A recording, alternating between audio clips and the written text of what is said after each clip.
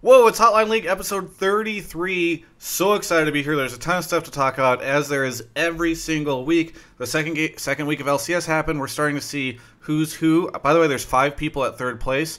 Some other stuff happened that we're going to get into. You guys are going to call. We've got Echo Fox's coach Inero here. He's got a great voice and actually has very strong opinions.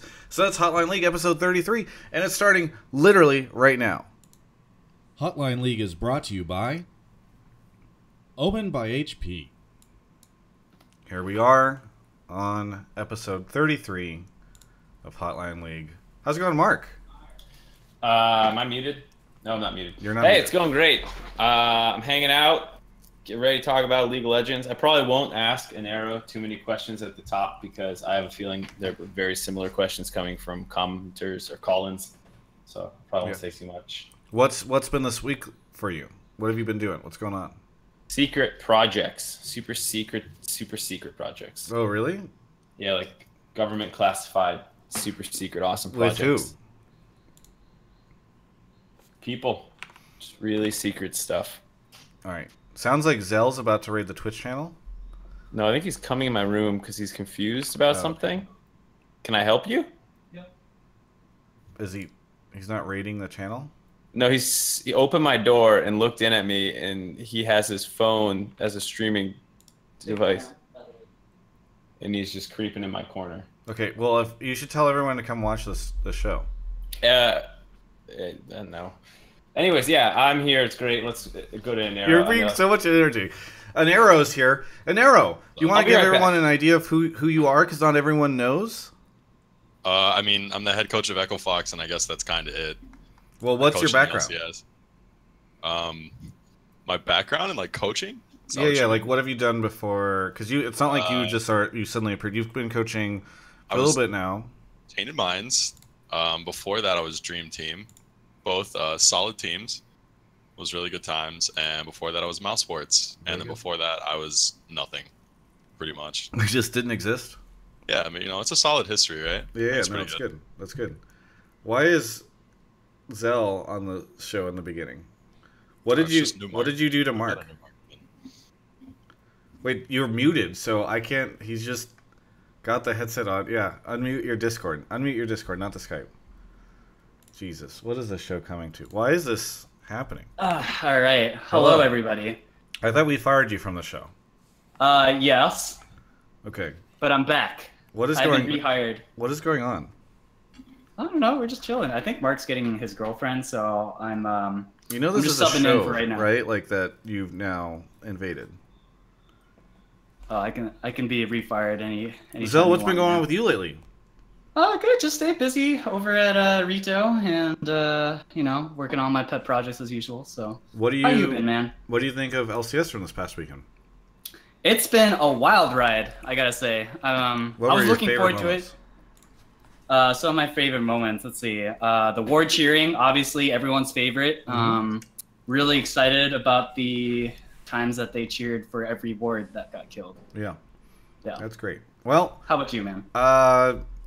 It was a great weekend. I miss Mark. He brings something to the show that you don't. Let's talk a little bit about League of Legends and how the show works. We're gonna go straight into calls because I think that's ultimately what people want, and that's what we're gonna give you. Mark normally does this part of the show. He says something about how he's gonna spam the Discord, which is what I'll do right now. And you can click on the Discord. You join. You want to put your questions in the Twitch, the pleb topic section. You should put like it doesn't have to be like a question. It can actually be like an assertion, right? Like, I think TSM isn't going to make finals because of this, or I think Double Lift is overrated because of this, or I think Inero should not have changed his look during the split because of this. And then Mark will examine those questions, and he'll pull you into the waiting room. Once you're in the waiting room, you just wait till Mark comes and checks you out, and then you can join the show. If you are a sub, you can actually get access to the subtopic channel. Go ahead and put your question or your hot take in there. We do check that as well. It gives you a little bit of a better chance, I think, than some of the plebs to get in, and that's how the show works. I have now given the spiel, and hopefully you guys can appreciate that. And here's Mark. He's back. Nice, dude. Yeah, I had to let my girlfriend in. It wasn't Josh's fault that I just. Well, I just gave the spiel on questions, but I feel like we should while you're pulling questions, we should talk a little bit to Inero. Inero, how's coaching been these past couple of weeks? How are you enjoying LCS? I mean, it's been fun as hell, honestly. Like, this whole new patch, I thought the split coming in was going to be kind of just the same old thing, but this patch is the funnest thing I think I've ever worked in. Really? What do you think of all the people complaining? They say, like, oh, gold funneling is boring as hell, life sucks, everything's miserable. I mean, beat it. Like, if gold funneling is boring and it's just OP and it's going to be in every game, I think people should try to figure out what beats it. Yeah. And I think that's fun. When you're like trying to search for that next big thing, I think that's super fun when you get to figure it out. Yeah. Mark, how's it been for you as an analyst these past couple of weeks? Because we're, the first week everyone was figuring stuff out. Now we've had it for a couple of weeks. Maybe you have a better idea. I think it's probably I've watched more League of Legends in the last 3 weeks than I had watched in a long time. Like, I don't think, outside of like prepping for some international event where I don't know what any of the teams are, I don't think I've had to watch or wanted to watch, and actually did watch more League than I did getting ready for this season. I watched like literally every LPL and LCK game I could, and then I watched some EU. Like, that's how much I was watching. I actually watched EU. So I love it. Like, it's you actually watched EU. I got you.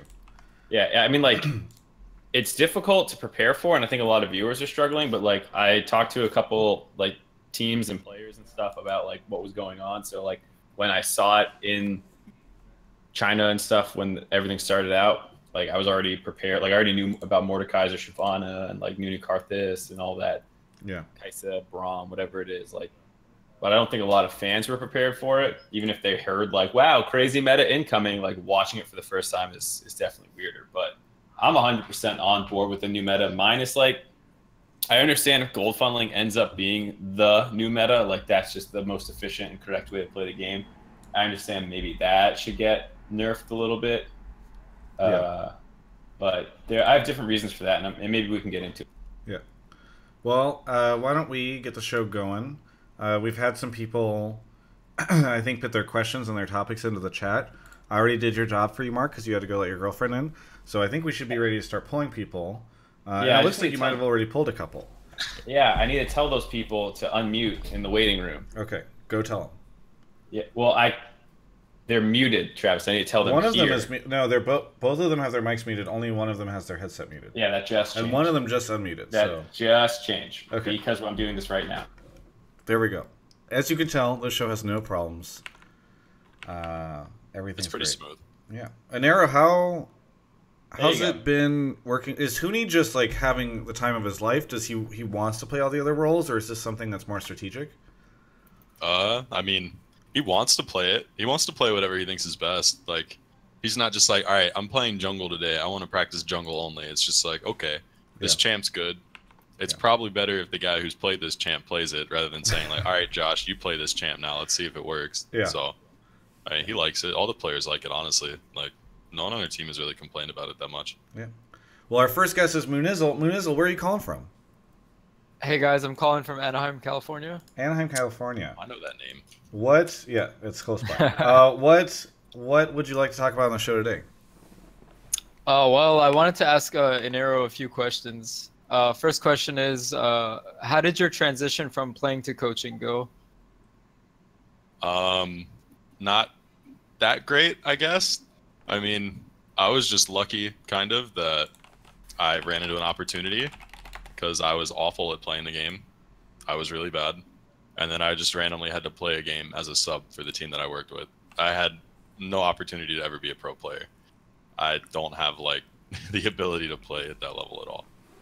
But, I mean, getting into coaching was kind of lucky, and it just worked out.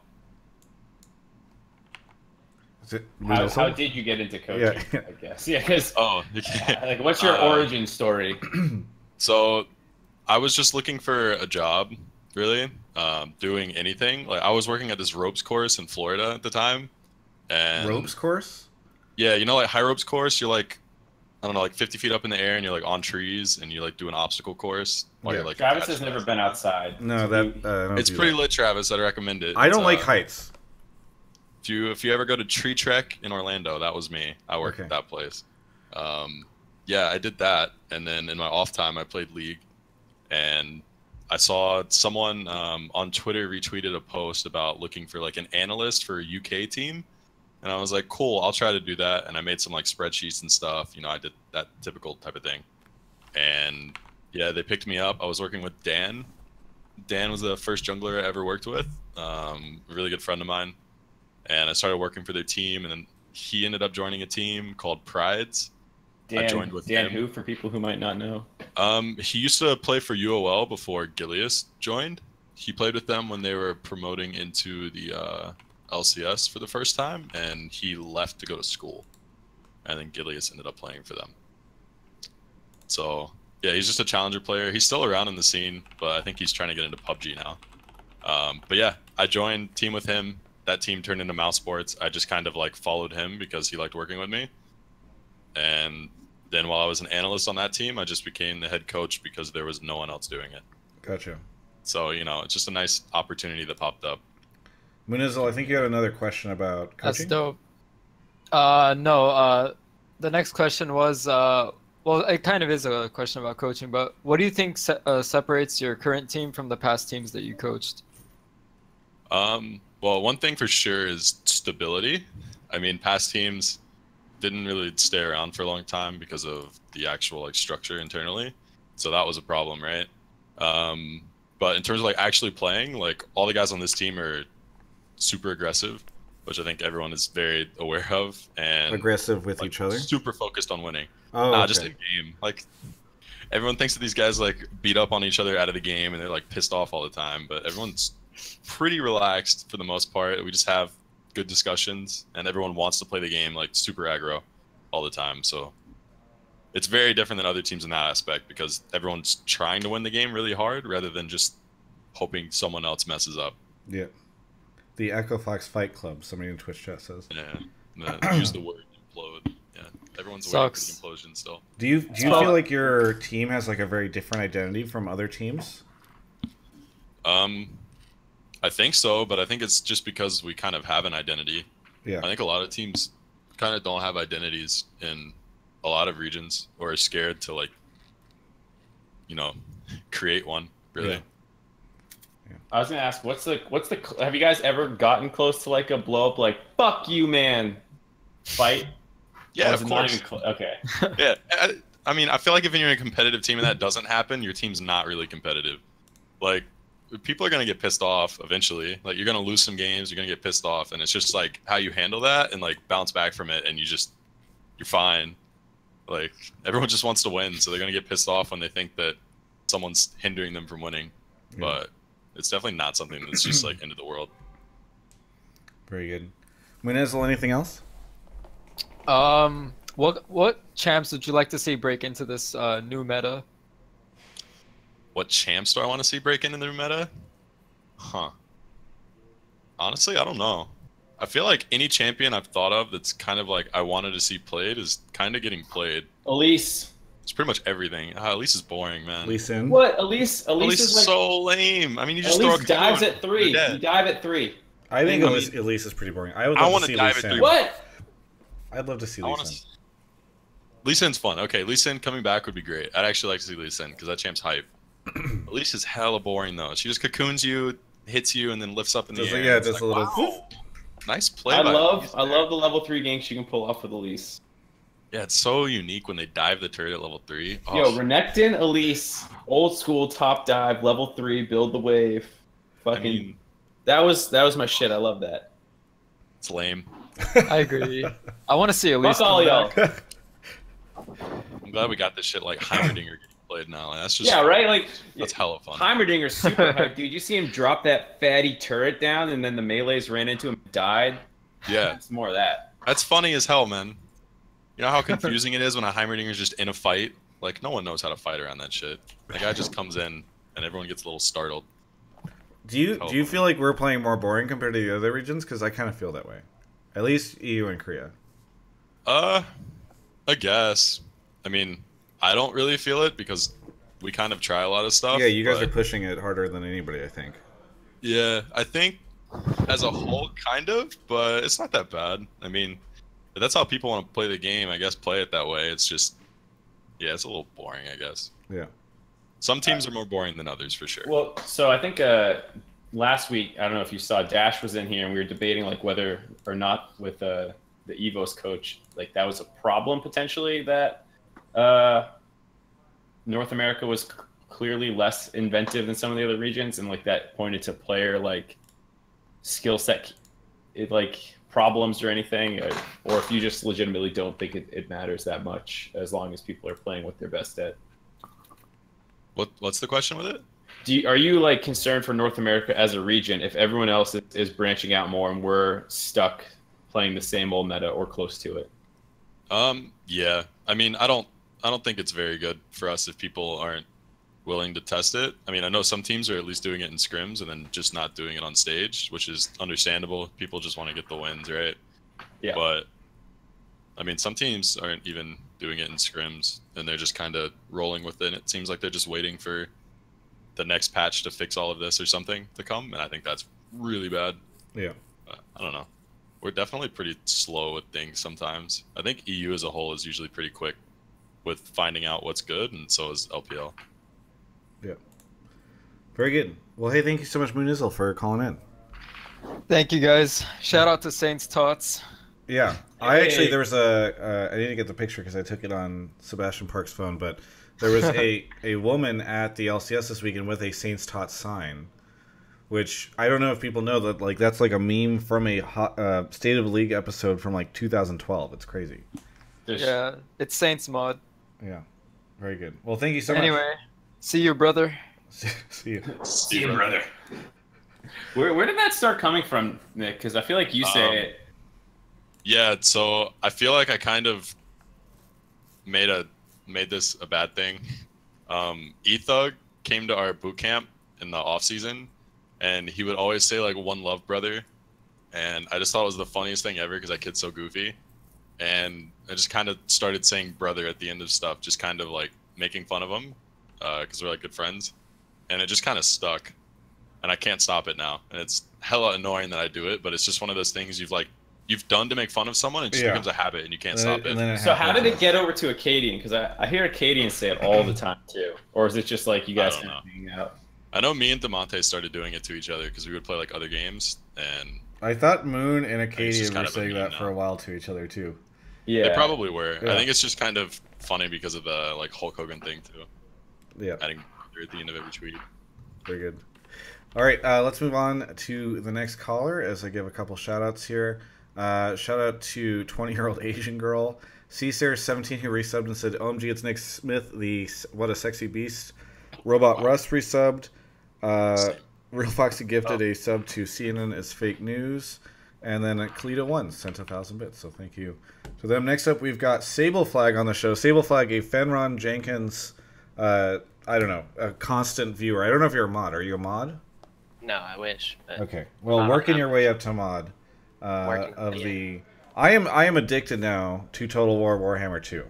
Holy shit, it's amazing. I have so many hours in that game. I started because Fenron and I did that stream where he was teaching me, and now I'm like obsessed. Yeah. Travis, well, I mean, you told me about it. What? You told me about it. What? You told me about Fenron. So. Oh, nice. Well, I'm glad that it happened. Yeah. I didn't. What were you saying, Mark? You're kind of quiet. I was saying, what are we doing here? Oh, we're talking about Total War Warhammer 2, the greatest game. Yeah, this isn't the Total War Hammer 2 Dawn of War 40K talk show. All right, let's move on.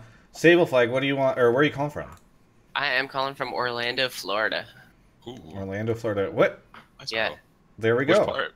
Have you ever been to the rope place? Yeah, I think I've probably driven past it. There's one. Is it on I-4? Yeah, it's right near Disney. Like it's the exit after Disney. I've driven past it hundreds of times. Very good. That's crazy. You probably drove past Inero working there. Probably. Yeah. I had a sick farmer's tan then. I looked great. Yeah. My body was very brown and my chest was very white. Very good. Solid look. Sable Flag, what do you want to talk about on the show today? Alrighty. I just feel like the fact that we have best of ones right now just sucks so much because. Oh, this call again. Well, we have a new meta to talk about. Okay. Talk. Yeah, finish your thought. Well, I see it if we're playing standard because like I don't feel like that was quite as snowbally, but with games just being over at like 5 or 7 minutes, it's like that's not really competitive. But like especially with the game with your game this week, against OG, like I just feel like 7 times out of 10, Fox wins that, but OG just like they just snowballed and won. Yeah, but they deserve it. Right? No. Yeah. You know, both teams go into the weekend, and we both know that we have one shot to actually make it a win. So if we go in and we're like, cool, we're gonna try to play super versus super, and if we lose, we lose. You know, I got to deal with that. Like that happens. Holy shit! I think best of one definitely benefits those people that are like not wanting to try shit because they're super scared. But yeah. It took me so long to realize who OG was because that's always Origin in my mind. Yeah. Is talking about clutch gaming. Opt is what I think of Optic. Optic gaming. Yeah. Oh my god. Well, I mean, I've been watching Halo, so No, it's not your fault. I just literally brain fart, and I was like, they had that crazy game against Golden Guardians. Maybe he means GG. Like I'm just full mind blank, dude. Yeah. Right. So on that note, Sable, do you know what the average game time this week was? It was long, right? Yeah, it was 37 minutes. But he's saying the games are done by 20 minutes, right? No, or even earlier. I don't think that. Well, yeah, that's true. Sometimes I feel like some of the games just seem like the team that's losing is just stalling out and like they're just sort of slowly grinding down. But there were 4 comebacks on Sunday. 4. Honestly, the reason viewers probably feel like that is because so many teams are just like, all right, cool, let's wait till late game and just they'll mess up. We'll just wait. It's fine. Like, I don't know. There's some teams boosting the average game time hella hard right now. Yeah, I don't think it should be 37 minutes. I'm kind of being a contrarian here. I mostly agree with Sable that the game, like, if people are playing really aggressively and they're playing some of these more snowbally team comps, because we are still playing pretty standard, the game probably is still a little too fast. I was mostly just from the North American. Right. Yeah. Yeah. I don't know. I feel like this meta, especially with, I mean, I feel like it was worse last week on patch 7.11, 8.11. I can't remember. 8.11. I just feel like it was worse, but this week it's still just sort of. Not to take anything away from the teams that do win, I just feel like we'd get a more accurate picture of who's stronger if it were best of 3s. Yeah, you for sure get more accurate. Like, totally. It's just, man, when you gotta watch all those teams play all day, 3 games, and some of them it's just like, yeah, they're gonna win this game, but we gotta sit here and wait 30 minutes because it's that. Like, can you imagine watching, what was it? Was it Clutch and TSM or Clutch and C9? Yeah. What was the you want to watch 3 games from them? That shit's gonna take forever. Who knows who's gonna win? Because they're both coin flipping at 40 minutes and hoping for the best. Like, gonna be that Optic FlyQuest game on Sunday. I would not want to watch that as a best of 3 series. Yeah, I mean, I feel like that's the danger with best of 3s always, though. Yeah. So I feel like you can always complain, right? Like, you can complain when you're in a best of 3 situation because you are frustrated that you have to sit through like garbage. But then you can complain whenever you're in the best of 1 situation because you're like, oh, this meta is so great. It'd be so cool. People would be more willing to try things like, it would be more obvious who's going to win. That's why, like, for me, it ends up being a toss-up. And if viewership is better in a best of 1 scenario, I think that's why it still makes sense to stick around in the best of 1 scenario. Yeah, I mean, I end up liking best of 1 more just because, like, for viewers it's better, and regular season for the most part doesn't matter that much. It's just playoffs that matter, and as long as playoffs are best of 3, best of 5, you know, that's cool with me. That's really all I care about. Yeah, I guess that's an interesting take because you never plan on battling for playoffs. You're just gonna make it every time. Yeah, if you're a good team, you should be in playoffs. Like, I think there's no excuse to not make playoffs, really. I even think the split where I joined Echo Foxman didn't make playoffs, there's no excuse not to make playoffs. If you don't make playoffs, you suck. And but all those best of 1s, you gotta get over that. People can just cheese you, and then you don't make playoffs. I mean, if you get cheesed, you suck. Like that's if how you it get goes, cheesed for all the games of the season, then yeah, you suck. Like if you can't figure out how to play around that. Like if cheesing's how you win, why aren't you cheesing? Yeah. Like if people are beating you because you're cheesing, fucking cheese, bro. Get in there and like do something different and get your. They have dignity. They're not gonna cheese. Yeah. Cheese along with the best. Very good, Sable Flag. Thank you so much for the call. Of course. Yeah, appreciate it. Moving on to some more callers here. I want to give a shout out to Is this I will dominate Killing You Guy, Thorn719, Peace Loves Lomo, and Red Belzy for that. We've got C-Sears17 on the show. C-Sears, where are you calling from? Beverly Hills. Beverly Hills, very close by. Thank you for being a Twitch Prime sub. A Twitch sub. I don't know if it's Prime or not. What do you want to talk about on the show today? I'd like to talk about pre-game routines.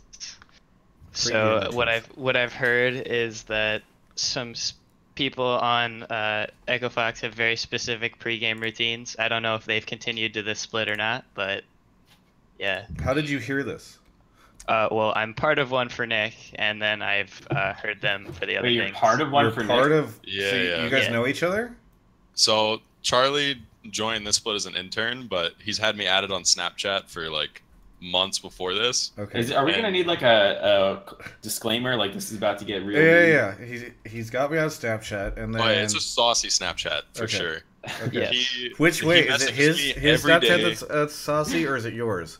And is it, if he's an intern, are you able to have this type of saucy Snapchat situation? Yeah, is this workplace? Dude, come on, man. Yeah. Workplace romance? Just let the boys do their thing. Come on. Let the boys play. But yeah, he messages me every time before we play. He's like, "Good luck today, man. Rooting for you." It's rooting for you, bud. There, yeah, that. Okay. He says that, and I say, "Thanks, man," and then I do this smiley face that I put in the chat. Okay. And that's it. And he didn't do it Saturday before Optic, and we lost. But he did it the other 3 games when we won. So do you hit him up and do you get frustrated if he doesn't? Like, I can't hit him up because then it breaks it. Like, okay. Yeah. It just takes both parts to do it. Charlie, like, don't you feel like you could ransom this? Oh, 100%. Okay. But it's been a thing last split, so it's now a thing. Okay. So and you've heard. How do you know about the other ones? The other pregame rituals? Well, I have connections, as has been revealed. But yeah, I heard Dardoch last split had to beat his high score in Doodle Jump. Yeah, so he played Doodle Jump before every game, and he always beat his high score the day before we started, and then one day he didn't beat it, and we lost that game against CLG. So it was instantly cursed. Yeah, that was also the first game that my girlfriend came to. We lost, so instantly cursed. Yeah, we had a few curses last split that we started keeping track of, and we made sure to get rid of all of them this split, but Charlie brought dumped back your this girlfriend, or she's banned from the LCS? Yeah. He's now like, she comes to every she was LCS a game. curse, and so she's She was there. Yeah, she was there on Sunday. Now it's backwards. So she came to the first 2 games, didn't come Saturday, but she came Sunday. We won all the games she was there for and lost the one she wasn't there for. So she's required to come there. Like she just quit her job.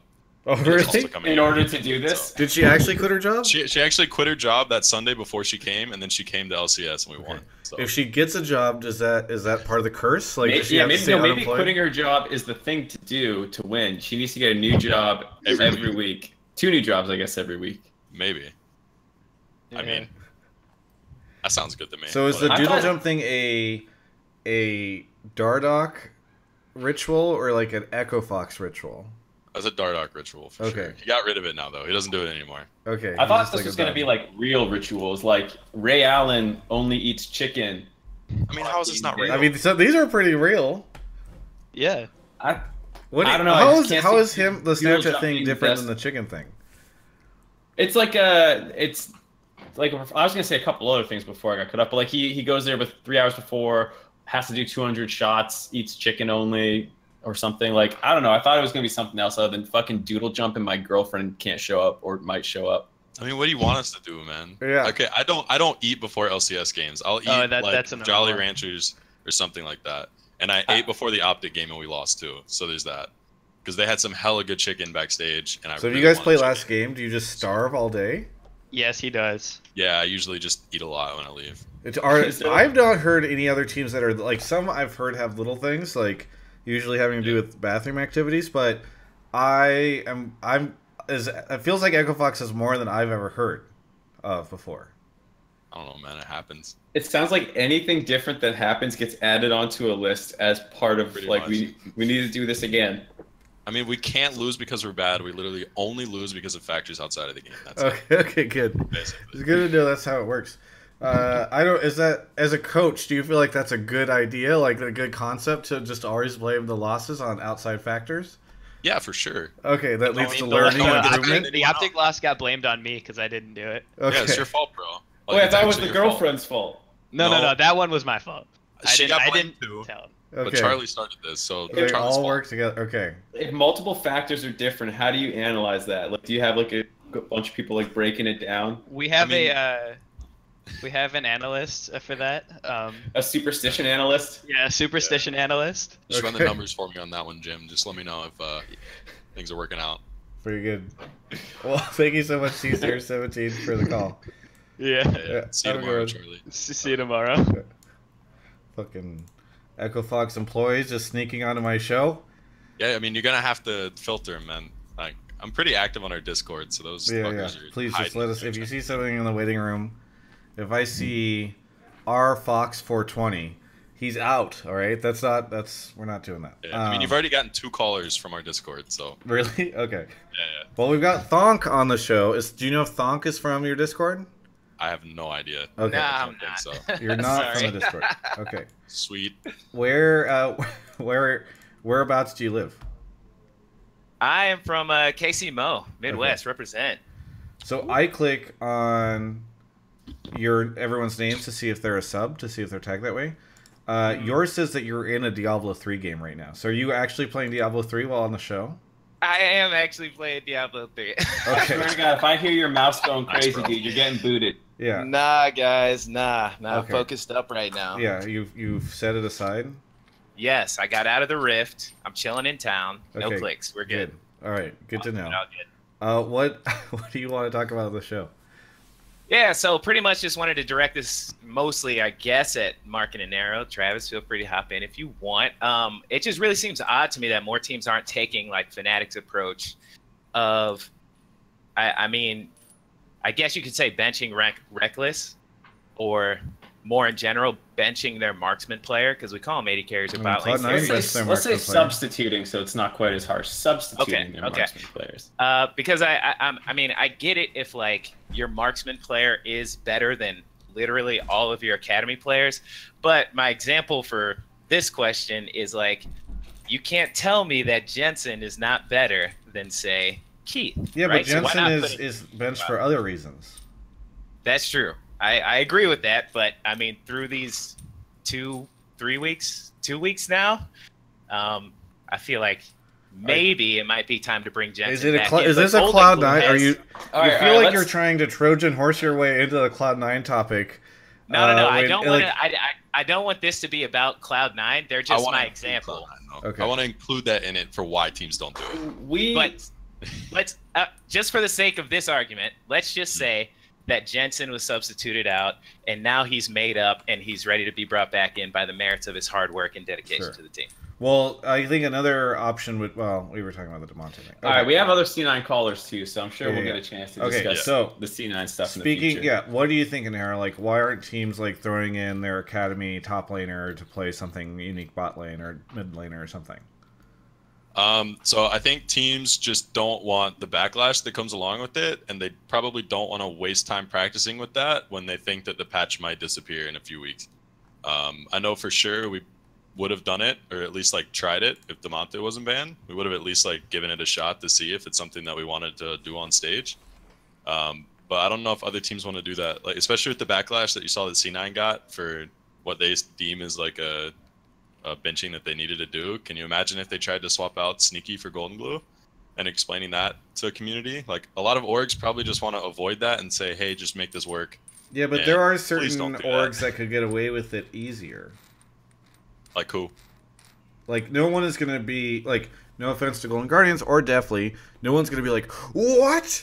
Deathly's gone? Especially since on the record, he said like whenever he got solo queue filled anywhere that wasn't a marksman position, he would just quit and dodge the game. Yeah, I think they would get a lot of shit. Really? You think so? Because I feel like everybody can do whatever they want right now.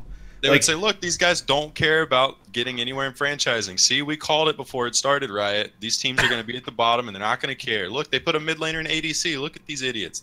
There's going to be a guy that makes that argument. Yeah, but everyone's already calling Golden Guardians idiots anyway, so why not just take the risk? Right, I'll have you know, Golden Guardians are good. Yeah, so Golden Guardians killing it. They should have beat Nick's ass, but they should have kicked our ass. Like, do you see what happened to us level 1? That game was over. Well, look, my point is, Hunter's in the chat, so I'm enjoying playing him up. But my point is that you pick Sneaky as the example of, and like, of course, the moment, like, if they take Doublelift out of game, Sneaky, Bjergsen, whoever, like, people are going to lose their shit. But there are orgs that can experiment more with it. I think, by the way, Echo Fox being one of them, and you said you would have tried pitting Demonte in. Well, so I thought after that first Vlad performance, I was like, holy shit, if they're going to do that, just put somebody else in for all tech. Now, he did have an amazing second game, so obviously he can play Vladimir. But I think like the idea that you need to have your marksman in is probably a little like too ingrained. Like, we're not even experimenting with marksman players, let alone like role swapping them out too much, at least in North America, from what we see in terms of games. So I'm not surprised at that. But I also do think, even just from purely a strategic level, it kind of telegraphs what you're doing. Like, if you pull out Deathly, suddenly you're like, well, maybe we don't need to ban Ezreal. But here's the trick. You put your mid laner in, your academy mid laner, and then you just have him play I liked it more when you were in the dark. And then you just have him play a marksman, and then it just blows their mind, you know? Yeah, sure. But I'm just saying, like, there is still a strategic hit that you take. Yeah, because that dude's probably not going to be as good of a marksman player, just the same way your marksman player is not going to be as good of a bruiser/wizard player. Yeah. I think Wizard it's also are we using Wizard now? Afro said Wizard, and I fucking love it. So I'm going to keep saying it. I also think, though, like, there's definitely, like, this whole thing against just, like, being benched in general. Like, the culture isn't really there where people feel like they're a part of a team and that the 10 players that are on that team are actually them winning. Like, they feel like if I'm not on stage, I'm not winning. So people are going to agree with that so much. So hard. Like, players are going to hate that shit because people aren't from, like, sports backgrounds where it doesn't matter so much, like, who's starting if you get taken out for a bit. Yeah, but you have to teach them. Won, so I won. Like, the people that are, like, on the bench in the NFL, if they get the Super Bowl and they played for a little bit and they got pulled out, they're getting a ring too, you know, but in LCS, like, people don't see it that way because it's just, like, different cultures. So people are, like, at least from player perspective, definitely against that, and it's a huge, like, ego hit, and teams want to avoid that for sure. But now you can't. I think that'll change with time. Yeah, you can change that. Like, look what Jack's doing with C9, right? Like, he benched the players because he's not afraid of relegation anymore. You can start to change that. You can bring your definitely wizard trying to in. change it, but you saw how the players reacted, right? Yeah, like, that was for sure like a mental hit. Like, they didn't look like they handled that great. Based off Twitter, they didn't look like they handled it that. No, but doesn't that, like, promote healthier, competitive, like, it's good culture in your league? Like, for sure, don't you want that? It should be like that for sure. But I'm just saying, like, that's why teams try to avoid doing it because they're worried about that and they don't think it's going to be good for their, like, environment if they just shake it up, and they'd rather care about keeping their players happy right now than risking it. But I definitely think it's the type of culture that should be fostered so that people feel like it's a team. And I think Academy, as long as teams are approaching Academy correctly and integrating their Academy team, like, into practice occasionally and just making sure they try to make it feel like a team, it'll get better with time. But it's definitely not going to be, like, instantly good. But franchising should fix that stuff as the years go on, and all of this is, like, made better in esports. Yeah, I mean, just for, like, another comparison, like, the idea of a coach as someone you should actually listen to, like, in Season 4 was not a thing. Like, players just didn't want to listen to support staff ever. And now I think a lot of teams and players are used to the idea of, like, after scrim, someone telling them, you could have done this instead. Yeah. Because that's only taken a couple years to get used to. And I'm sure the idea of swapping academy players in and out more often based off some things and trying things out will become more common. Thonky, we're going to say? Yeah. Well, no, I was just going to say I 100% agree with Inero. I think that building a more competitive culture, that's why I'm praising teams like Fnatic and Cloud9, because I think that what they're doing, combined with franchising, is moving things in the right direction. Now, I would hope that, like, well, not hope, but let's say Cloud9 comes out next week and puts in Jensen for Keith. Like Mark said, it's going to give the other team a strategic advantage. But at the same time, I feel like Jensen could probably pull out a mean Lucian, Ezreal, Kai'Sa, the champions or the marksmen that are already strong in the bot lane anyway. And then if not, well, then you've got a whole mid lane pool. You know, a guy who can play those champions in the bot lane more effectively than maybe Keith can, or Sneaky can even. Yeah. Also, to add on that, what someone put in the chat that like people forget EasyHoon and Haru are world champions. I think like it kind of shows, like, didn't EasyHoon have to, like, they got like a complaint or something about even getting a world skin for him? Yeah. Like, he wasn't gonna get one at first. I think that's fucked up. Like, that shows just kind of how the culture is. Like, they don't view it that the whole team gets it. It's literally just those 5 players that started got it, even though that guy played games. Like, that just kind of shows how the culture is. Like, it's very much not viewed that way by a lot of people. Critical games too. He was very important to their success that year. Maybe the skins team was just like, I don't want to make another fucking yeah, exactly. Like, that could easily be people who make the Super Bowl rings are like, man, I don't want to make another fucking ring, man. Any of these? I mean, yeah, that's a fair point. Super Bowl ring, like fucking the janitor that the place gets it. Yeah. You go a little over. Inero, you mentioned that part of the reason why teams aren't doing this stuff is because they're nervous that everything's going to change in a couple weeks. That seems like a really bad thing. Like, it almost feels like Riot, when they make these big changes, should make some sort of commitment to the teams that, I don't know, we're going to try. Excuse me, we're going to try to cultivate this environment or keep it going, or like, hey, we're an experiment, because it feels weird that like teams can't fully adjust to changes and they just kind of have to predict or wonder if something's going to happen. I mean, I think it's bad if teams approach it that way, but I'm sure some people probably think that, all right, Riot's going to fix this, because they probably don't like that it's not like this. Because in the past, like, where, what was the whole Juggernaut meta that happened, like, right at Worlds, and then they were like, oh, damn, this was bad, and then it just went back to 80s after. People are probably expecting that that's probably going to happen eventually. So if they can just, like, tough it out for a bit, they're like, all right, cool, we didn't waste 2 or 3 weeks of practice on this. I mean, that's a strategy to approach it, but... That seems a little short-sighted to me, because I'm pretty sure in some of those patch notes and some of those, like, quick gameplay thoughts things, like, I'm pretty sure they've even gone so far as to, like, explicitly state, like, we want to free up the bot lane to be more than just marksmen. Yeah, they have. They've said that. But yeah, so I'm sure I think some teams might just be like, yeah, they're just saying that shit, though. Yeah. Well, that's kind of where I was going to go with it next, is that, like, you know, you said that they don't want to take the risk of, oh, okay, well, we just avoided this meta, but what happens if that's just it forever, right? Isn't one of, like, the great staples or characteristics of, like, an LCS player is to be able to adapt and to change? Shouldn't you be able to have a player who can adapt and change? And what if this is just the meta going forward? Well, maybe crit marksmen come back in 3 patches, but 2 patches after that, we're back to where we are now, and the cycle continues. Hey, Thunk, thank you so much for the call. Appreciate having you on, and looking forward to finding out how the rest of your Diablo 3 run goes. Thanks, guys. I appreciate it. Glad I was able to catch it live instead on the podcast. So, yeah, I'll see you next time. Thank you so much. Yeah.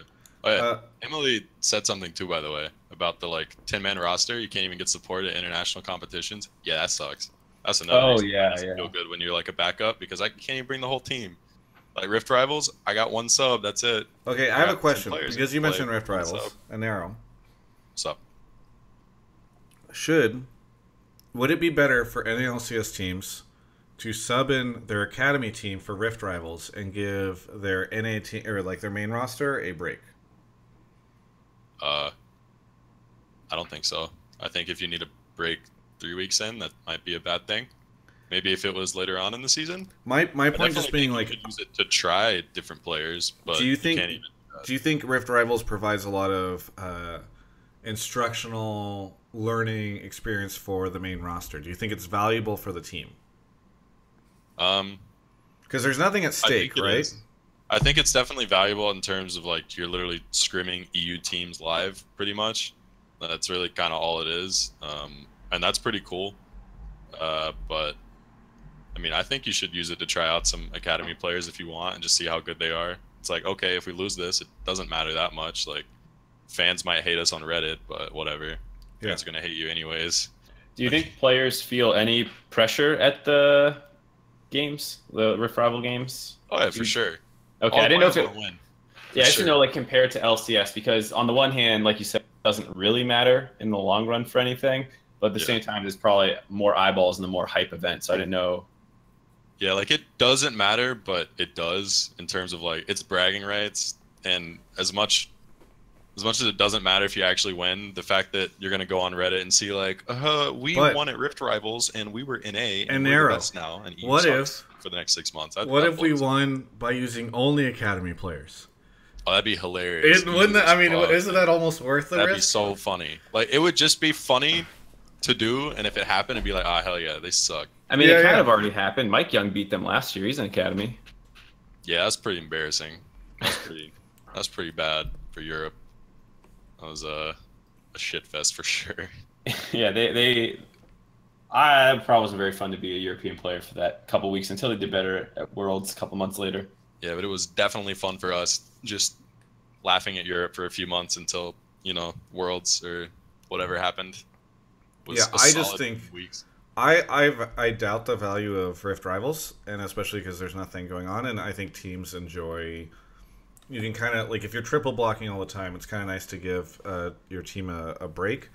And so Rift Rivals feels like the type of tournament where teams should be at least, like, considering, like, how hard do we go at this? So. Yeah. I mean, there's definitely a few different approaches teams have. Like, I think it can even be better to put all of your practice in at the start of the split and slowly, like, taper things down. Yeah. So it gets a little bit less stressful as the split goes on once you're getting into playoffs, but I think a lot of people would expect that you would go hardcore at the beginning of the or at the end of the split to like really ramp up. Yeah.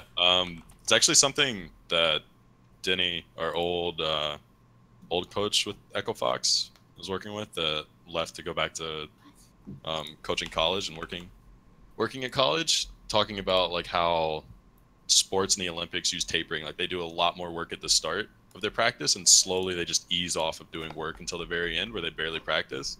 Interesting. And it makes you overperform at the end, which is kind of what like Albus Nox did unintentionally. They practiced a lot, and then like the week before or whatever, they literally couldn't practice, so they played World of Warcraft for a week and completely avoided the game, and then they did pretty well. Like, I don't know, there's different approaches to it, different theories behind that type of thing. It's pretty cool. Mark, before you grab the next caller, I want to talk about something. I want to talk about our sponsor, OMEN by HP. It's a little ad break here. Talk a little bit about their support. They've been supporting a ton of things in esports, all the way down to this itty bitty tiny little bitty show, and it's just kind of cool to see all the stuff they've been doing. I've given you guys the spiel before, so this week I'm going to tell you, by the way, they got a new keyboard and mouse coming out in just a little bit. And by the way, the cool thing is we are actually giving away that keyboard and mouse. That's right. You can sign up? I don't know if you're allowed to, but you can try, and we can see what happens. I just put a link in the Twitch chat for the giveaway, so people can sign up there. You can check it out. It's actually got some really cool features. I think they've got links. Yeah, they've got links to the descriptions. They're doing some interesting stuff with their accessories, at least with these two new guys. So it's actually kind of cool to see the way that they're working in that space. Obviously a lot of people know them for their computers, and their laptops, but they also have this line of accessories that they are developing, and these are the latest set. So if you want to win an OMEN by HP keyboard and mouse set, all you need to do, I'll link it again, is go to the link. If you are watching in the YouTube VOD, you can find it in the description. If you're listening to the podcast, come find it on the YouTube VOD.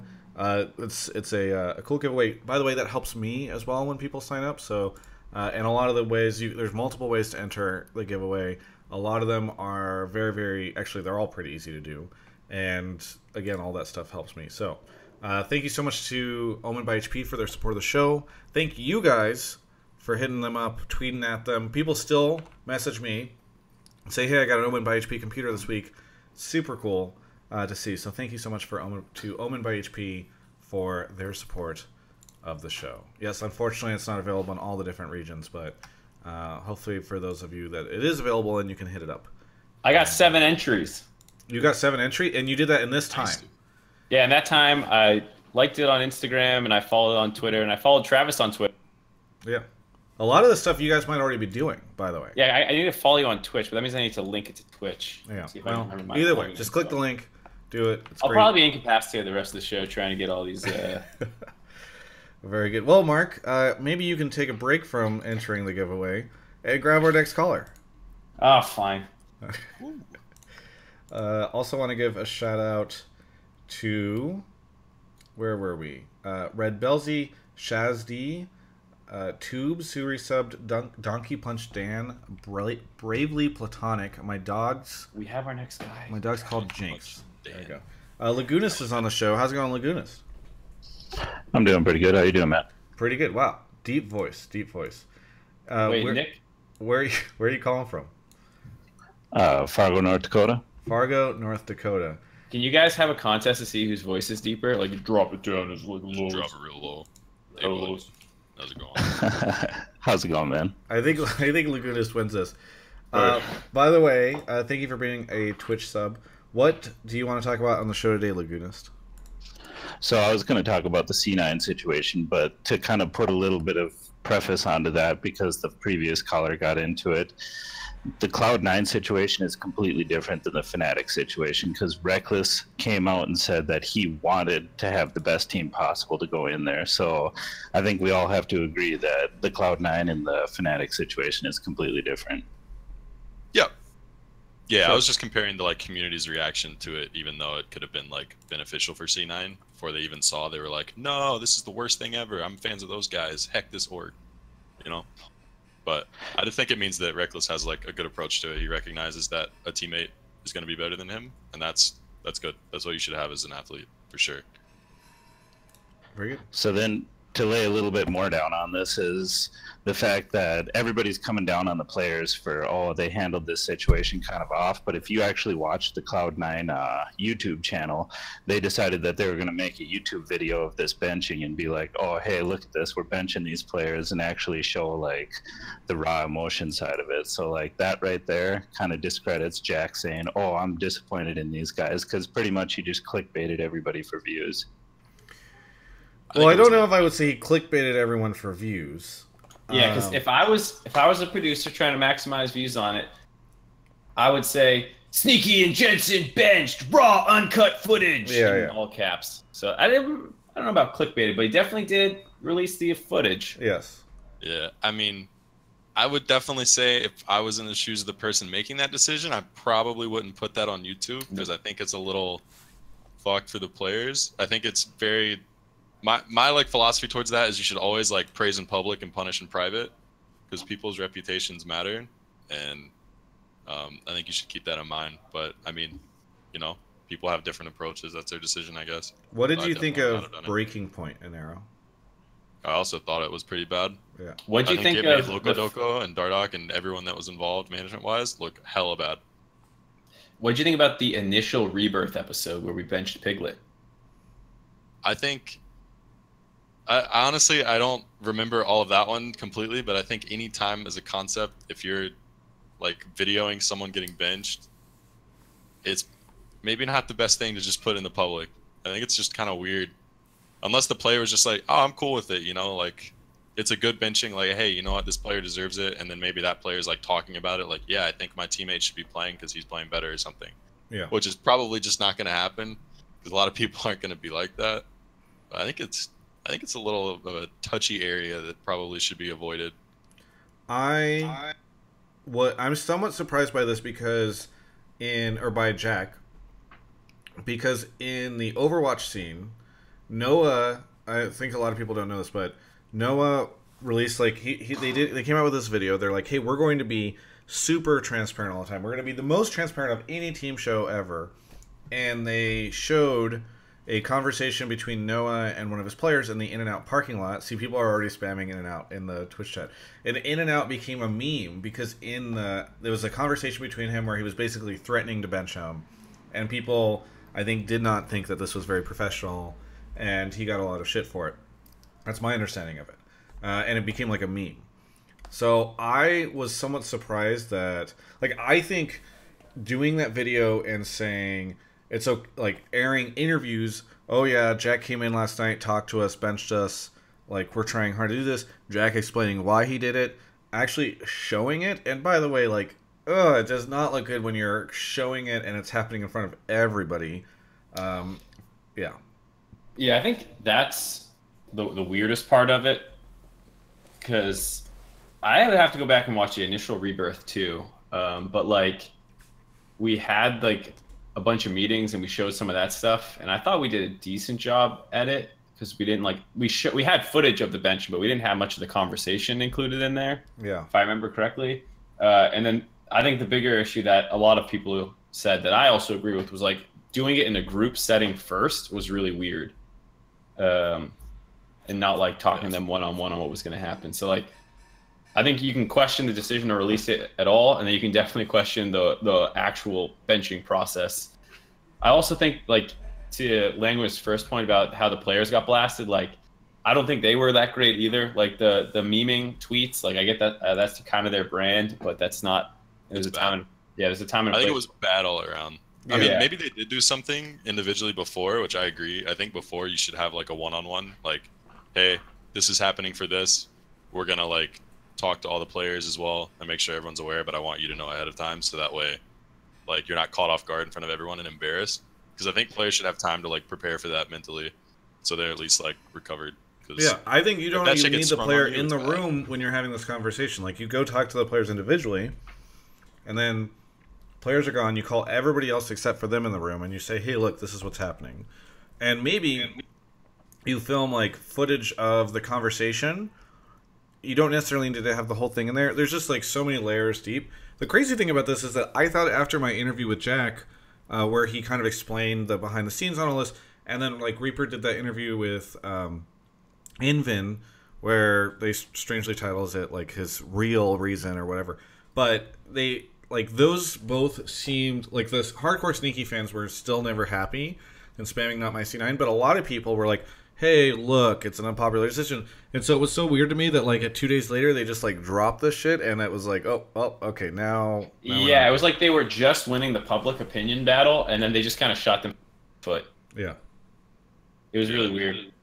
So anyways, on to other things, like building this mentality that you're gonna make players be more professional or actually go for the wins. Like, I don't think that Cloud9 had the academy players to actually pull through with this. Like, with Echo Fox, you guys could have subbed in the bot lane.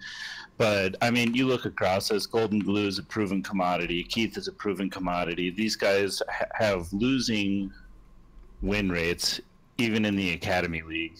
So, I don't see... I mean, Zazel's kind of an outlier. He doesn't have enough past to say maybe he is better than Smoothie, maybe he's even or something like that. But when you're subbing in that and you're taking out Sneaky and Jensen, who are proven commodities, have positive win rates going against the best in the world, the best in NA and all that, like, that's a hard sell to me as far as statistics go. I don't know. I mean, I think there's a couple things there. One, Jack said in the interview with me that Reaper came to him and said there's no way we make playoffs with this Cloud9 roster. I think you then feel like if you've got a bunch of guys that are trying hard, it's reasonable to put them in. I think the other thing is you can't... I think for a while, I'm interested to know Mark and Inero's opinion on this, but I feel like for a while players have been able to kind of bully their position in the LCS, right? Like, well, it's halfway through the split. You don't like what I'm doing? Well, what are you going to do? Bench me? Like, I've heard stories of, like, players literally saying, what are you going to do? Bench me? And because there's not usually like a second string of players, it's not like traditional sports. We were talking about this earlier. You can't just like bring in players. And so I think I don't think that the way this was handled was right, but the concept of you've got players who you feel are not putting forth their best effort, and you are now going to sub them out for somebody who is, I think that might be a better long-term play than just accepting players who are not trying hard. Yeah, but the try-hard mentality, you could give a 6-year-old a keyboard and say that they're trying hard. It has to do with, are they better than the competition that they're going to go up against? I don't think entirely it has to do with it, right? Like, if Faker suddenly stops trying that hard and he's still a little bit better, but you've got like a second-string mid laner who can get in there and maybe do some better work, like, I think even then you should be considering taking him out. Inero, Mark, again, like, this is more your field. What do you guys think? Well, I think like the concept of environment, as abstract as it is really, really important. And so like, according to Reaper and Jack, and that's all we have to really go on, is like the environment of the team was just not competitive. Like, they had been the starters for the LCS squad of C9 for like 3+ years for a lot of them, and they didn't seem like, according to the other people, that they were taking the losses too seriously. And like, yeah, they're trying, they're playing the games, they're doing the things, but there's going through the motions, and there's like your actual drive and motivation. And assuming that had dropped and they weren't performing well, they had fucking tanked the second half of Spring Split and then got destroyed in the quarterfinals, right? Like, and then your off-season scrims are not going well and your guys don't seem to care. Like, if that's the narrative that you're working with, like, yeah, they should probably get benched, because even if, you know, even if they're better than your academy players, like, they need a fire under their ass. Yeah. So just going off of what C9 said, like, I know nothing about how Jensen and Sneaky are in scrims. But say that they just have players that aren't actually trying. That shit is infectious for sure. Like, have you ever had like a group project in school and you've got like one guy who just doesn't want to do work? I don't know about you, but when that happens, I'm like, fuck that guy. I don't want to do work either. Like, yeah. I'm not like this show. This guy isn't doing it. I would be doing way more for the show if Mark did a lot more, but he just phones it in. So, yeah. Well, I can completely phone it in, Travis. I can go get dinner right now. Yeah. Yeah. Like that is contagious as hell. Some guy in the chat also just hit it too. Like, work ethic is contagious, and maybe, like, I don't think they handled it correctly, at least from a public perspective. But if they're trying to like fix the work ethic in their team and they've seen like negative aspects of that have shown, you should find a way to fix it. And if this is the approach they thought was best, then they should have taken that approach. Like, I think the individual player aspect of things obviously matters to a certain extent, but this is a team game, and if as a team you're not able to get practice because your work ethic in scrims is bad, and you're not able to improve as a team, and you're just constantly stagnating because everyone's work ethic is now bad because of like 1 or 2 people pulling that down, then you should make a move like that. Like, players are under a contract to perform a certain way and to fulfill their job, and you just gotta find ways to make that happen. And if they're bringing the others down, you have to fix it. Yeah, JJMNN12 and says, "Oh, hey, Sneaky was 1 game away from winning LCS a year ago. Oh no, he's so bad." It doesn't, like, in my mind, Jack and Reaper never came out and said, these guys suck, so we're bringing in the real stars, Golden Glue, and like it all had to do with the mentality that they were bringing, and that's separate from skill. So. But it's how they announced it and how they try selling it. They're trying to sell it like Reaper's saying, we weren't going to make playoffs with the team the way it was. Well, you're not going to make playoffs with this team either, so that point is kind of shit right there. And then as far as other, like, the practice and all that, like, doesn't a certain amount of that fall on you, Inero? Like, if your squad is not motivated to practice, doesn't that show that you as a coach are not motivating them good enough? Yes. And that is why you have to find ways to motivate. I think that the fact that they're having to do it now is probably a big issue because it's a bit late, you know? But yes, that is on the coach. Like, if your players aren't motivated, that is on your coaching staff to be motivating them and finding what the source of that is. That seems like that just seems like that if Reaper thought this, then I can understand why they would go for that. I don't know the internal aspects, so it's hard to say what is correct, but he's essentially doing his job. Yeah, that's such a weird take on it. Like, shouldn't the coach motivate them, and then the coach does something to motivate them, and then you criticize him for it? That seems kind of backwards, no? No, that doesn't seem backwards, because if it got to this point, then why wasn't he able to do anything before this point, right? I mean, it's not like he has a mind control helmet where he's like, oh, you're right, let me mind control Sneaky back into being passionate about competitive League of Legends. Like, but you have to catch it early. Like he has a point with that. Like those problems are there, and you can definitely see it. And I have done the same thing in the past where I have not caught it early enough, and it like ate away at things. And you have to be aware of it. And it's one of the things that I've tried to like pick up on as a coach. Like you have to hit it early, because once it becomes a habit and it's there, you're fucked. Like it's completely over for you, and it will be a problem. And the only solution is basically removing it entirely. Yeah, right. And that's my point. Is like you should catch it earlier, but once you don't, and if mistakes happen, the other option, which is just to sit there and deal with it and just let these guys have that attitude for a whole split, is even worse. So like you can recognize your mistake, that it got really bad and we need to fix this, or you can do nothing. And like I don't understand that. Like the coach is doing what he thinks he should do. I think you can say that they messaged it wrong. Maybe this won't result in them winning. They should have done more early on, but I don't understand the criticism of like, they're trying to motivate guys who are unmotivated. Also, like they may have tried something internally before this too, and we have no idea. Like they may have already tried different ways to motivate, and they could have had like an idea that this is a problem beforehand, and they haven't been able to fix it, and it just got to the point where like they felt it was a lost cause. And so then if it got to this issue, maybe it's a management issue. Hey, right? Lagunas, I hate Sometimes to cut you people off can in an arrow, everyone. Yeah, but if we don't move on from the topic, I feel like we'll get stuck on it for a long time. And we do have several more callers to go through. So thank you, Lagunas, for calling in. That's a pretty good point, though. Like, thanks for calling, man. Yep. All right, moving on to the next caller. Let's see, who do we got in the shoutouts here? Denny Nukes resub for 2 months and says, pick my fucking topic. That's not how it works, but thank you. Cascadian Alien has subbed. Connor 314 says 5 months, because he subbed for 5 months. Thank you. Aribus Reaper resub for 3 months and says, keep Hotline going on forever. Move to the sub corner. I don't know what that is. Sakurasu subbed. Ruby C subbed. Tic Tac Toe Ninja subbed. Snugs Music, Ventus Official, and so many things sent 100 bits. Thank you to all those individuals. And I guess I do have to read his donation message. Risen Lazarus donated $10. Said, hi, Travis. I love you. Nick, heart, Mark. I don't have enough time to call in, but ask Nick why teams in NA keep picking Aatrox blind with shit like Renekton up. Also sing me a lullaby, I'm going to sleep. Killing You Guy is here. Killing You Guy, where are you calling from? I'm calling from Newington, Connecticut. It looks like you're playing Hearthstone. I was playing Hearthstone. Okay. Do you still have the program open? I do have it open running in the background, but okay. Because I feel like it's best when people come on the show to just close out of every other program except Guys, for if you're coming on the show, open up some porn hentai visual novel game so Travis reads it out loud, doesn't know. That's great. Thanks for being a Twitch sub, Killing You Guy. What do you want to talk about on the show? Hey, so I just kind of wanted to get Inero's perspective on, with all the crazy changes happening in the meta. Obviously there's a lot of strong personalities in the house, like Huni and Dardoch.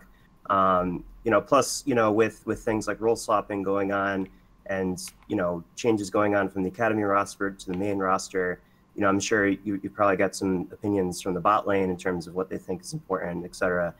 How are you kind of dealing with all these? I guess there's probably a lot of strong opinions in the house, and how's all that being managed? I mean, I remember I saw you on stage against that Optic game, and I just remember there was one point during Champ Select where it looked like your eyes were bugging out of your head. So just trying to get your perspective on that.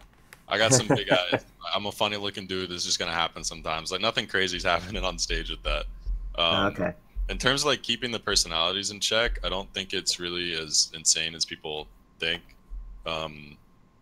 When you have like a lot of personalities, they kind of balance each other out, and the fact that they're all just talking and they all have opinions, and it's just kind of mediating those discussions to make sure everyone feels like they've been heard and feels like their opinion is actually being justified. And you only run into problems when someone thinks that their opinion didn't get heard, or it feels like their ideas aren't being taken and understood and actually used.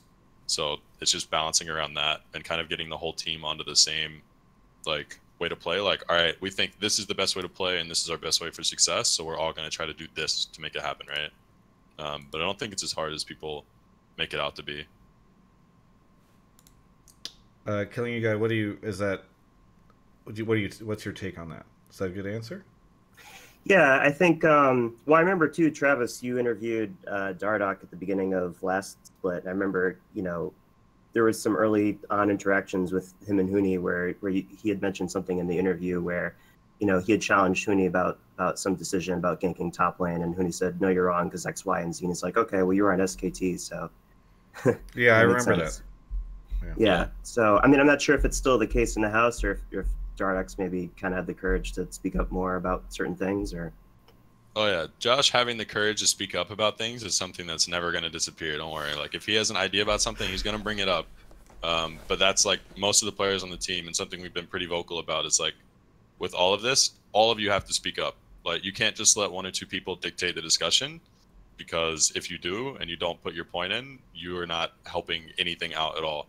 And maybe you have a different idea of the game and we don't know it, and then you go into game and you do something different while everyone else is doing the rest, and then you're just off on your own doing something that's just not on the same page, and that's pretty bad. So we make sure everyone talks about it, and I at least hear everyone's opinion when we have those discussions, so that way everyone feels heard. But yeah, I mean, Josh and Huni are definitely the two that talk the most in games and outside of game with their opinions, but I think everyone probably expected that just looking at the team from the outside. Yeah. Yeah. What's that noise? Killing You Guy, are you sweeping? Scraping. Oh no, sorry. Were you like cleaning your room while having this conversation? There's some dust on my keyboard. Yeah. Oh, good. Okay. Some people have busy lives, Travis. They can't just sit down here and wait for 40 minutes for us to finally go in the waiting room and pull them up. I mean, I think that's fine. I just think they could probably stop once they get here. You know, like they don't need to keep cleaning. It's fine. Okay. I don't know. Killing You Guy, anything else that you would follow it up with, or maybe just a quick call tonight? Yeah. Just a quick shout out to OMEN by HP. Hey, thank you. That's the first one, finally. Yeah, finally. I pay all these people so much money, and they always fall through. Thank you. And also, Travis, you should get an iron. That's the other thing too. I mentioned that to you in a. All right, I think we're ready for the next caller. It's got a good point. Yeah. So let's move on. Racing Randy 83X has subbed. Suave subbed. Rainer TV subbed. Hey, Laguna sent $50 and says we'll call it a draw, Mark. So thank you, Lagunas, and thank you for your call. Sorry we couldn't keep going. Embossed one has subbed, and Geek Out resubbed for 3 months. More double lift, less Travis. Keep up the good work. All right, let's just move on. All right, looks like we're still waiting for the next caller. I do have a steamer, by the way. That is true. I have a steamer. Just because my shirt, you know. I'll see if there's a lot of moving around. So in case people are wondering why I say me to get the next caller, there's someone in there who has been there for a while, and like I go in there and I'm like, are you here? And then you can hear them click and they light up, but then they don't say anything. They don't hear you. And they do, because I'll come in, I'll be like, are you here? And then like it'll turn green and I'll hear a click. Yeah, but isn't there a chance that they're just doing stuff and then like like their Discord is set up to hear you or something? I don't know. Okay, well, it's good to know that somebody's in there. I need to hear it. Yeah, and then maybe they know now. Yeah. Tic Tac Toe Ninja has called. Where are you from, Tic Tac Toe Ninja? Tampa, Florida. Very good. So another Florida caller. You've been playing Realm Royale for the last 5 minutes. Yeah, it's a song in the background. Not playing at all. I don't know how people don't get this. What do you want to talk about on the show tonight? Well, first, I want to say you guys are titans of this industry. Love all of your stuff. Thanks, brother. But thanks, brother. With that said, I just want to talk about what all of your feelings are towards Rift Riles, how TL will do. I believe they're going in Echo Fox, and then what would your expectations would be, Inero, for Echo Fox? Because I can't wait to see Huni just trash everybody. I've been waiting for that. I mean, my expectations are always pretty high with it, but I mean, we might go in and try some stuff too. It's not it's not the biggest concern in front of us at the moment, to be honest. Of course. But I always expect us to do well, and I really want to shit on EU teams personally. So I do have high expectations for sure. Why? Just for fun? For the pride? Yeah, dude. I started off in Europe. I want to give those people shit, you know. Like I still get down for the regional wars with everything. Yeah. I'll hype up NA even though I think NA sucks. Like I'm down. Well, so what do you really think? Do you think North America is going to do well at Rift Rivals? Yeah, because I think Europe sucks too, in like grand scheme of things. I think everyone sucks. Yeah, in the grand scheme of things, but we're playing just each other. Yeah. I mean, I think we suck a little bit less, you know? I think we're alright, and Europe's like just below alright. People are saying G2 is like the best Western team right now. Yeah, G2 looks good. Have you watched G2? Fuck Grabs. Yeah, I've watched G2.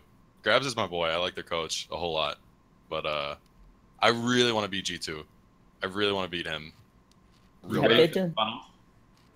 What? They say you ready for their funnel? Because they've just been funneling perks. I'm not scared of funnel strats, man. I don't think funnel strats are OP. I feel like we have a way to beat it. We just haven't done it on stage yet. I don't think funnel's scary at all. Does it involve Huni just like doing some weird, crazy crap? I can't say it, man. It's like we've realized if we put like it's not OP. Huni on Teemo and then he puts the mushrooms in the river, they can't. That sounds solid, Travis. Yeah, do you thank you. Job, by the way? Yeah, do I want to drop? Okay, well, I lost mine about a year ago, so I've been looking. I mean, apparently for a you while. hired anyone. You hired a guy who just snaps you. yeah. Gave him an internship. Yeah. Huni mid versus perks. Is that what I'm hearing? I mean, maybe, but I want to play against that stuff. If Europe's down for funnels, I want to play against funnels. I think funnels are hella fun to play against and to play as. That'll be cool. Yeah, it's just good practice, I think. What do your players think about funnels? Because I know a lot of jungle or mid, whoever ends up having to be the support, is usually very upset. Like Yankos is mad. We heard a couple other Korean players just be like, "Dude, I don't want to funnel. This is not why I signed up to play mid lane." Or is your team like 100% like, "No, we love it. It's the we, you know, if it's the right strategy, let's go." I think for the most part they like it. I think it's not that bad. If you're playing funnel, you should be fighting anyways. So essentially, you've just picked a role to fight for the most part. Like you should be fighting on that mid wave the whole time. By the way, if you're playing funnel for the most part, so I think they like it. I think it's just an excuse to scrap for the entire game. So why not? I haven't heard any issues with it except for when we lose on it. That's the only time it feels bad is if you're losing because it's just like I guess we have to wait for 20 minutes until I hit these items now and I can't fight them. Unlucky. Yeah. But it's not that bad. We swap players around a lot too, so no one's really that uncomfortable in the role. Yeah. I'm excited for Rift Rivals. I think it should be interesting. Travis, what do you think? Have you watched any Europe? No. I don't watch that. I mean, Europe sucks. What is that cutie pie quote me on this? No, I don't know how North America is going to do. I assume we did well last year. It's on North American territory. We should. I feel like North America does best when everybody counts them out, and I feel like people will be like, "Oh, G2's so good," in North America. Like by that point in time, I assume things will still be wacky and weird, and everyone will be winning and losing because it's only a couple weeks away. And so I think a lot of people will expect EU to win. So that means North America will do well. So what we really need is another one of those red threads to go up where it's like, this just seems like a lose. This just seems like another event that's going to be horrible for Europe because we have to play North America. Yeah, exactly. Yeah. We need that thread. What is that? Like, it's OP, like Korea and China have an advantage because they get to play against each other, whereas EU has to play against North America. Yeah, we need that thread again. I love that shit. Tic-Tac-Toe Ninja. I hope someone just remakes it. Tic-Tac-Toe Ninja, thank you so much for your call. Thank you guys for having me. Yeah, have a good one, and thank you for leaving so politely. Not telling Travis to get in. Hey, let's move on to the next caller. I have a question. I don't know if anyone else is going to ask it. And you love talking about this stuff, Travis. As much as you meme, no one watches Europe. Their viewership is up. Yeah, that's good. North America has been down a little bit. Thoughts, takes, opinions? In North America, we go on vacations during the summer. And in Europe, they just watch EU LCS. That is true. That is what Europe does. Yeah. So he's got a point. Makes a lot of sense to me. So no real thoughts. Great. We'll go. No, I'm happy. Look, if there's a time for EU LCS to get a good viewership surge, it is like right now before they get the franchising thing going. And so I think it's really good that this is hitting. I also think that they've made a lot of improvements with their broadcast over time. And I think they had a rough couple of years, and now they're like routing out of it. So I think it's good, and I'm happy for them. The concerns about North America viewership, I mean, I don't know. I think MSI and North America not doing well, and it being broadcast at a weird time, and that event overall being less hype, and then like a pretty long break is not good. But viewership, to my understanding, always goes down from spring to summer every year. It generally does because, like, I memed about the vacation thing, but I think it's true. Like, spring split is hype because you've had, like, this long break. It's the start of the year. Everybody's, like... But during the summer, people are traveling more. They're doing other things. They aren't, having LCS on while doing homework for college. So it's, like, a pretty common thing for this to hit. It's hitting a little harder than I expected, by the way. Like, I think at one point in time we had, like... 75 or 80,000 on the Twitch stream. That feels real bad. I'm sure there's a ton of people on ESPN Plus. That's what's happening. All right, all those viewers, they went to ESPN Plus. They took out their credit cards. They paid their money so they can watch LCS on ESPN Plus. I'll get the next caller. Okay. Liquid Steve is in the chat. Liquid Steve says, "What's up?" Hello, Steve. How are you? Everyone say hi to Steve. Welcome, Steven. Yeah. I started watching the YouTube stream. Yeah, I think a lot of people are watching the YouTube stream, but even then I think viewership is still down. We fixed the microphone issue. Hey! Hi, yeah. Hello, Audio wasn't working. Hello, the Bad Wolf. What happened?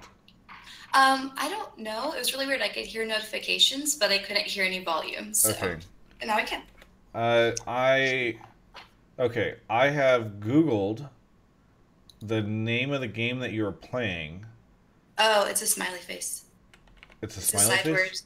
It's a sideways. Yeah, 8J. It's like if you look at it from the side, it's What like is a smirk face. what is the dot above the J supposed to be in the smiley face? Oh, nothing.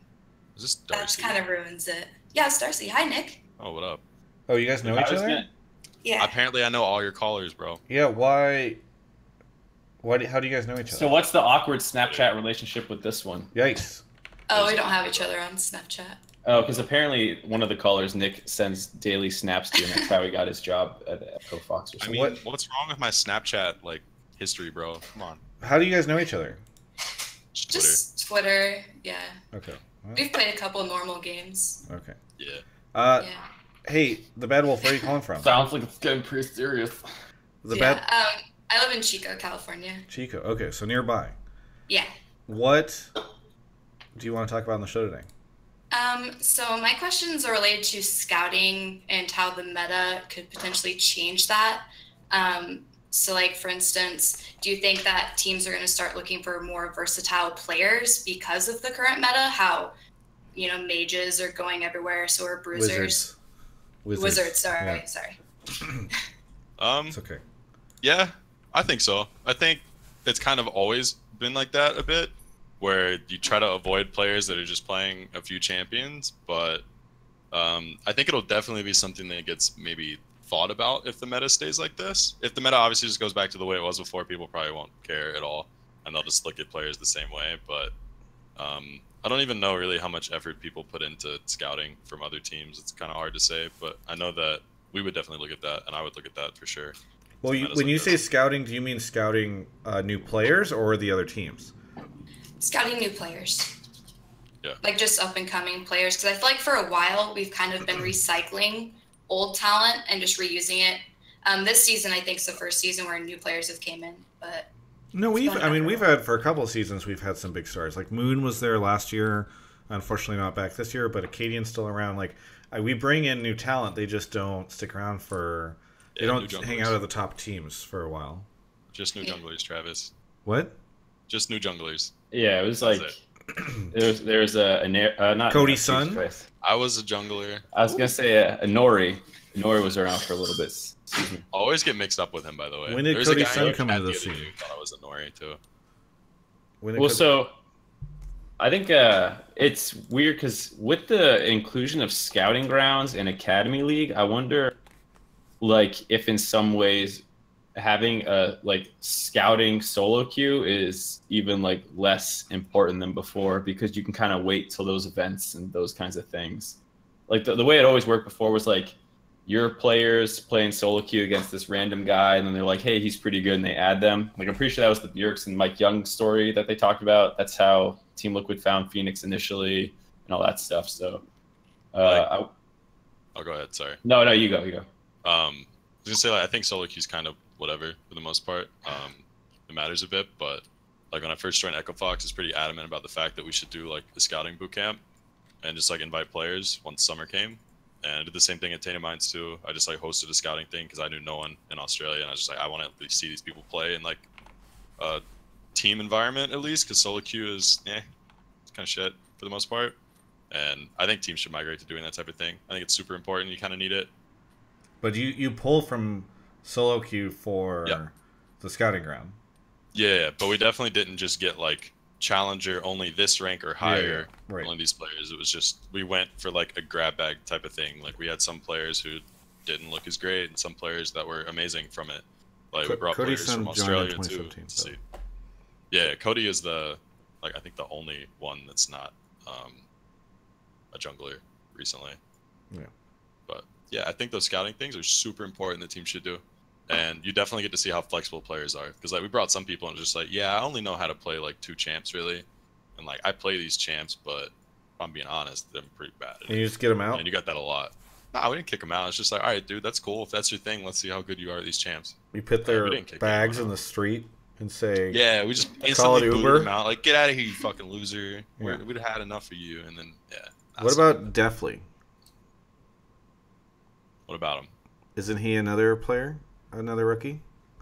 Yeah, true. What about Licorice?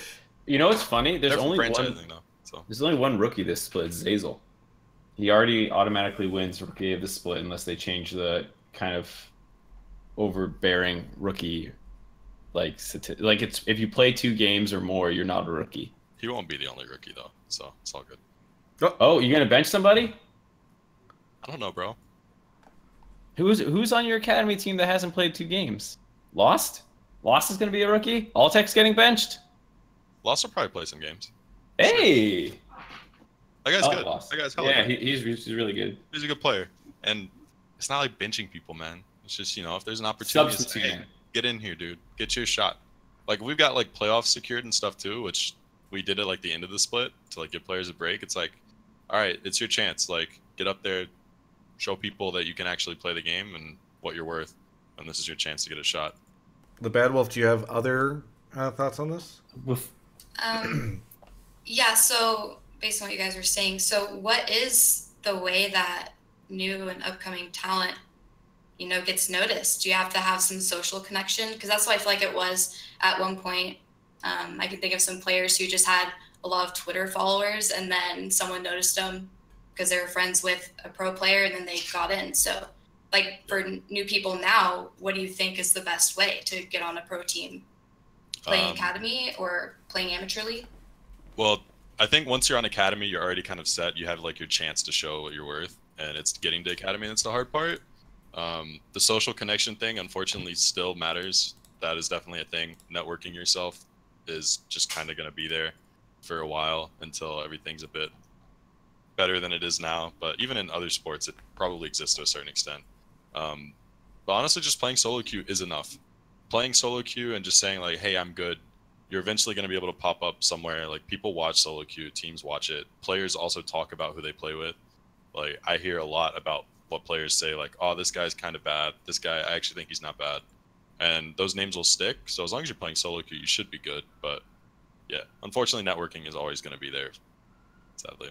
Yeah, I mean, another approach, I know we got Invert in the chat, but the University of Toronto guys, like, they played in collegiate, they got to the finals, they ended up losing or whatever, but then Invert messaged, apparently, this is his story, he like messaged all the teams and said like, you should get these guys for academy or something, and then Arian, JJ, and him all got picked up by FlyQuest, I'm pretty sure. So there's a couple other things besides just straight solo queue, but solo queue is the most surefire way. Like if you're just a beast and like you go carry a pro player's game, they're gonna talk about that probably. Yeah. Yeah. Like they'll say, "Wow, that guy's insane," or "He's nuts," and if I hear that, like I'll remember it. Like it'll stick in my head. So the Bad Wolf, did you hack Discord to show a smiley face? No, I just changed the name of Google Chrome, or like the game. I changed it to the 8J. Okay. But I do have one last question. Oh, okay. So Go it's ahead. about the roster swaps you guys were already talking about earlier. I want to know if you guys think that that's entirely due to underperforming or maybe not being motivated, or if it's also because of the meta changes. Probably a bit of both. Honestly, probably not just one or the other, but both probably play a factor. I'm assuming you're talking about the C9 thing, right? Yeah, or even like Reckless, maybe Adrian this week, you know. In terms of a case by, I think it's kind of case by case because like the Reckless one, he sounds motivated, sounds like, you know, he wants to play and is putting in effort. We haven't heard anything from the org otherwise, but like sticking him on Janna and Karma just doesn't seem like a good use of resources apparently. And if they have to play mages, like, or bruisers, Whippo's probably better. So like that feels like a pretty meta one. The C9 one, maybe the meta was a bit of the catalyst where it's like, look at all this wacky shit. And like Inero was saying earlier, like maybe some teams and players were thinking along the lines that the meta will change back soon. And maybe, and this is purely speculative, but maybe that played into the C9 situation where they already might have had motivation issues. And then when this like crazy shit comes out, maybe one of the players is like, I'm not playing fucking Ryze in the bot lane. And who knows? But that's, like I said, all speculation. Yeah. Also, to hit on the Adrian thing, just so people are aware, Adrian's not like benched. He's just playing with Lost. Like, that's what we have him doing. And Fang's playing with Altec. So you call him Fang? Yeah. I call it Fang. It's pronounced Fung. Like, if you like shoot something out of a tube, it's like Fung. Like that. But that's too hard, so I just say Fang. So at LCS, like you just get, as a caster, you get blasted for saying someone's name wrong. My producer gets in my ear every time I say Alarim instead of Alorim. Yeah. Which I'm just like, God damn it, dude. And so what they've actually done for Fung, they actually write F-U-N-G in the prompter, so we say it correctly. Yeah. I think he's maybe messing with you all a bit, but that is how it's pronounced. What is the noise that it makes when you shoot something out of a tube? Just Fung. Have you never shot something out of a tube? Have you No, never? I have. Can't I just wanted you to make the noise Travis? again. I just wanted you to make the noise again. Travis, have you ever shot a potato cannon in your life? No. Like we already established, Travis didn't know what a fucking ropes course was. Jesus. Travis, I'm gonna bring a potato cannon to LCS one week. Can you? That actually sounds sick.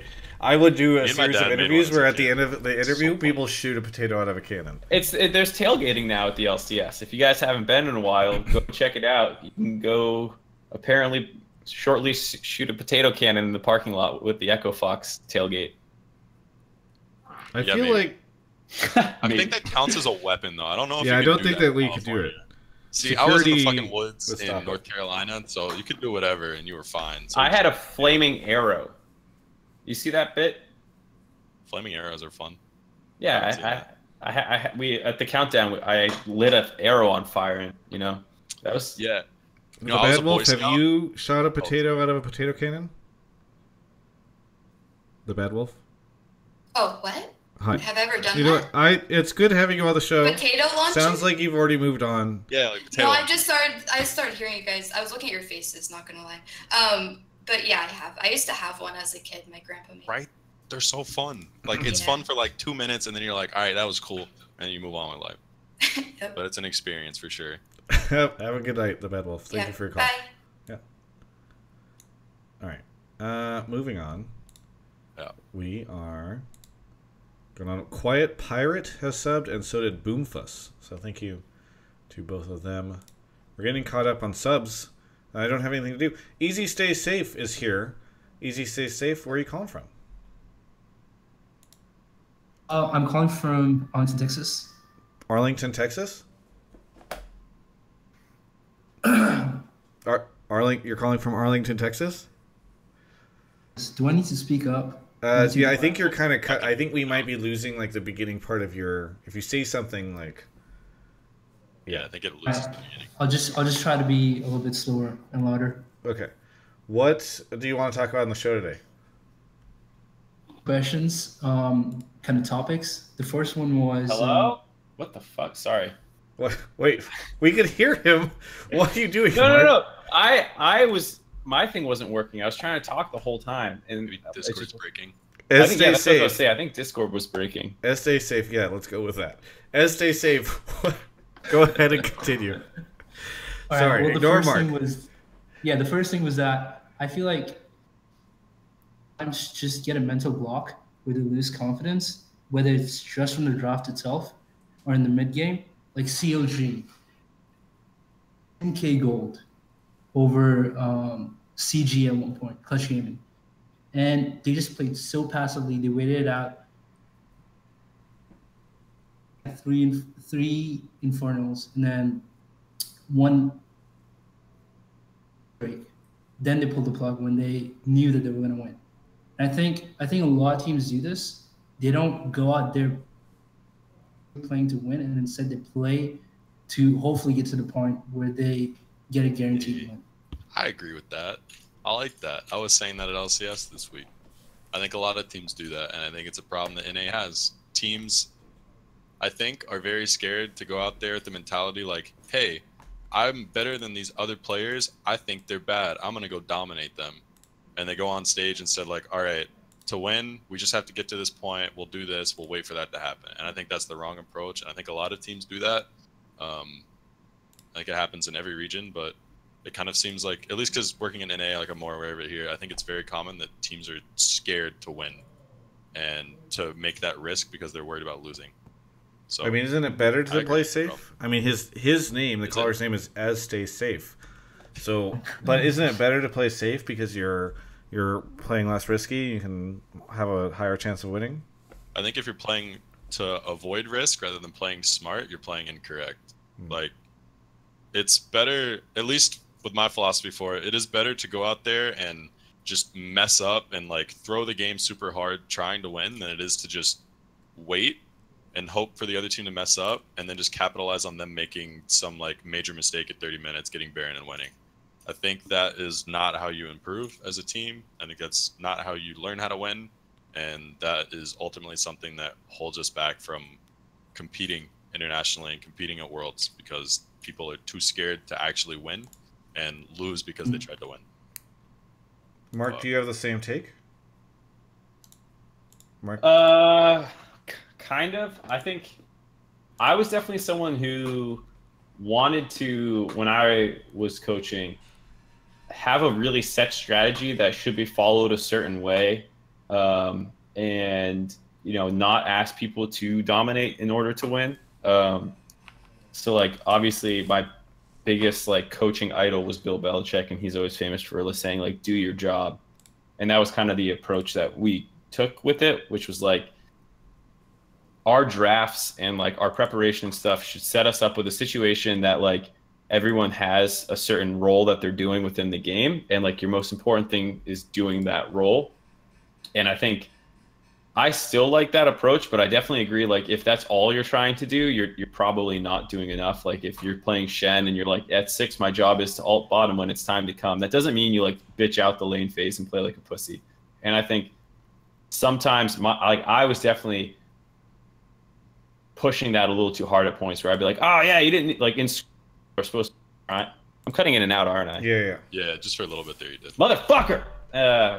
Anyways, I was saying that I was definitely guilty of sometimes pushing players a little too hard in the like do your role thing and not enough freedom. But so I agree that like with Nick and his point, but I still think like when I approach a draft or something like that, I want people to be executing the comp a certain way. Yeah, you have to do a little bit of both. Like you should have a script basically for how the game should play out with what you've done, but you must be willing to go off of it based off what the other team does. And like some of your conditions in it should be that you should be winning lane. Like if I pick this, you must be winning your lane. Yeah. And you must be playing around how to do that. And if you like take the safe approach to it, you're playing incorrectly. And just because you know you can win the game because you wait doesn't make it the correct call. But yeah, it should be a bit of both. Yeah, and like you just said, like things change. If you pick like an Orianna mid to like support some hyperscaling AD carry, and like you're like, we don't want to be too aggressive in the early game, but then your Orianna's 3-0 with like double pen items, like that's a situation a player needs to recognize and be like, I can start destroying my mid laner with QW combos, and I'm going to play up in his face, and jungler's going to play around me a lot more. And I think recognize like situational awareness is all it really is. Yeah, for sure. And it's like you got to learn that by being willing to mess up, like overextending your leads, right? Yeah. Hey, stay safe. Thank you so much for your call. I had another question. I'm just worried that we might not be able to hear you say it, but go for it. The other thing that I wanted to talk about was that instead of just shoving top laners, mid laners, and junglers in the bot lane and calling that diversity, champions, like more ADCs, that are different than just crit. Like the only two champions that were really in the meta when crit was nerfed, they both have inherently different playstyles. Ezreal is more of a poke, he has a different build path. He's a close marksman with more ability usage instead of just auto attack and a different build path. So instead of just like shoving all kinds of champion in the bot lane, I think we should have more diversity in how AD champions can be building. Inero, thoughts? Were you able to catch that? I didn't really catch the gist of the question. I caught like some of it, but not exactly what you were asking with it. So I think what he was saying was he would prefer if rather than putting a bunch of champions of other archetypes down the bot lane and calling it diversity, if the marksman marksman archetype itself just had more diversity, so there were more things like Corki and stuff like that. I think that was his point. Yeah, if that was it, then yeah, I agree. I think it's cool. I think having different types of carries would be nice. I mean, you're just going to end up with casters then that'll probably end up going mid lane too. Because usually those champions are like ones that spike on 1 or 2 items rather than spiking really late, which is essentially why AD carries go bot lane in the first place with the support, is because they have someone to help them, because all they care about is items rather than levels. And those people that spike on like 1 or 2 items usually are just wanting levels because their items come very fast, so they just solo lane instead. But I mean, it would be cool. I'd be down for it for sure. Thank you so much. My opinion is just why not both? Like I agree that marksman should be more differentiated than just like I'm a crit with an escape, I'm a crit with this thing. But I also like the idea that you can play Vlad or Yasuo in the bot lane. Thank you so much. Stay safe for the call. Welcome. Thanks. Yeah. Have a good one. Yeah, thanks, man. All right. We got 2 more callers. We're ramping stuff up.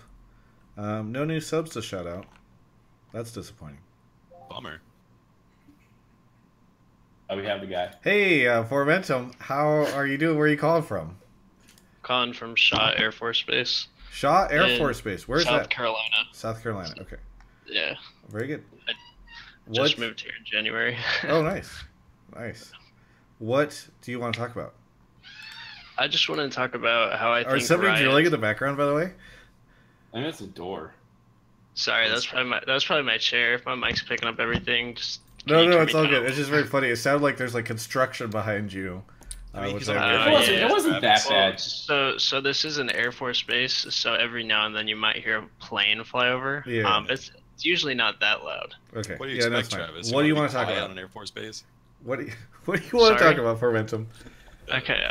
So I was just gonna say that I think Riot's banning system in like solo queue and stuff like that is a little too harsh, like for players who are very competitive and whatnot. And the only reason why I'm saying that is like, I understand that people deserve to get banned if they say anything as far as like racist or homophobic or, just really put it like threatening players and, like I'm going to come to your house and kill you, that kind of stuff. I think that's way out of line. That's ridiculous. And I know that has been dealt with like the law before and whatnot.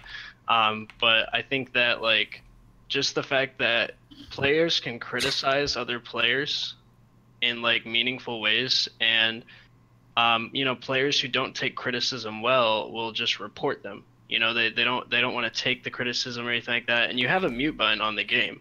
But after enough reports, Riot's going to ban you for 2 weeks. And say, you're just playing the game, you just want to put in your input often when you're coming in, like, hey, this isn't like happening, or like, I don't think that this is going to work, or like, even if you tell a player that they're doing bad, you hear people like Double If say stuff like that, like often, like this player is just bad and for this reason. And I think that that's kind of like I think that the fact that they ban people and people can even get permanently banned after a while is just kind of ridiculous. Like, I understand banning them for like a month, like, hey, chill out with your stuff, like, okay, maybe they come back, they're a little bit more better, but I just think that the whole like banning system is a little overdoing it, like for people who are too sensitive. Been banned? Yeah.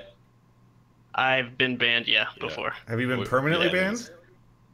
No. Okay. I have had friends who are permanently banned, and when you get permanently banned, so they showed me you can log into your account and look at like your chat logs and stuff like that. So I looked at their chat logs and I looked at them talk to Riot support about it, because Riot will talk to you on their webpage or whatnot, and it'll literally say that like they literally said, hey, I didn't say anything racist, I didn't say anything homophobic, nothing like that. Why am I getting banned? And they were like, well, we've reportedly told you like not to put down other people's play. And I get that. Like, I know that this isn't anything like traditional sports, but I think when you're criticizing people and they have a mute button, and say people put so much time and effort and devotion in this game, like, what's the point of permanently banning somebody who hasn't really done anything that bad? I'll agree on the point that I think you probably shouldn't get permanently banned for it. I think you should get permanently chat restricted. I think that that's a good thing, but I think it's actually pretty hard to get banned for toxicity, because I'm mean in solo queue. I use solo queue as my like anger vent, to be honest, and I've used it that way since I was a teenager, and I don't get banned, and I'm pretty bad, which is why like I got banned a long time ago because I was like way worse than I was, and looking at the difference, like, I can understand why I got banned, but in the past I viewed it the exact same way. Like, I don't get why I got banned. Just guys got to get over it. But I think it's pretty hard to get banned unless you say some messed up stuff. Because in games, like, I tell people they are shit. Like, I'll just say like, you're so bad, and I'll MIA ping. Like, it's solo queue. Everyone does that stuff. All the pro players do it too. But I feel like it's pretty hard to actually get banned, man. Yeah, that's what I was about to say. Is like, if your take is like, man, I try and give this constructive criticism and I got banned for bullshit. Because when I used to play a lot, which I don't do that much anymore, but like I'm a very argumentative person. And so like I would sometimes do the Nick approach and just call someone shit, but usually like, we'd be like, dude, you're so fucking dumb. Like, I can't believe you did this, and like just argue like crazy. And I never even got chat restricted or warned or banned. Like, nothing has ever happened to me. So, like, you are not just criticizing players if you're getting banned, dude. For sure what's happening is you're hitting, like, trigger words. Like, there are words that are going to get you flagged for it. And it's just, like, you can't say those things. Yeah, if you say, like, the R word, the dreaded R word, like, yeah. Yeah, you can't say certain stuff because it's just like, all right, bro, that's too far. But if you're definitely just telling people they're bad. Fine. Yeah, no. I'm just saying, like, okay, so in Season 3, I've played since Season 3, and I've never gotten banned. Like, it felt like they never really banned people as much back then or anything like that, and I had never gotten banned. This season, I got my first ban for 2 weeks, and just looking at the chat logs, sometimes I'll get irritated. Sometimes I'll just tell players that, like, dude, you are doing so bad right now. Like, can you please just sit turret or something? Let us farm. You know what I mean? Like, let us just. Is that the way you're saying it?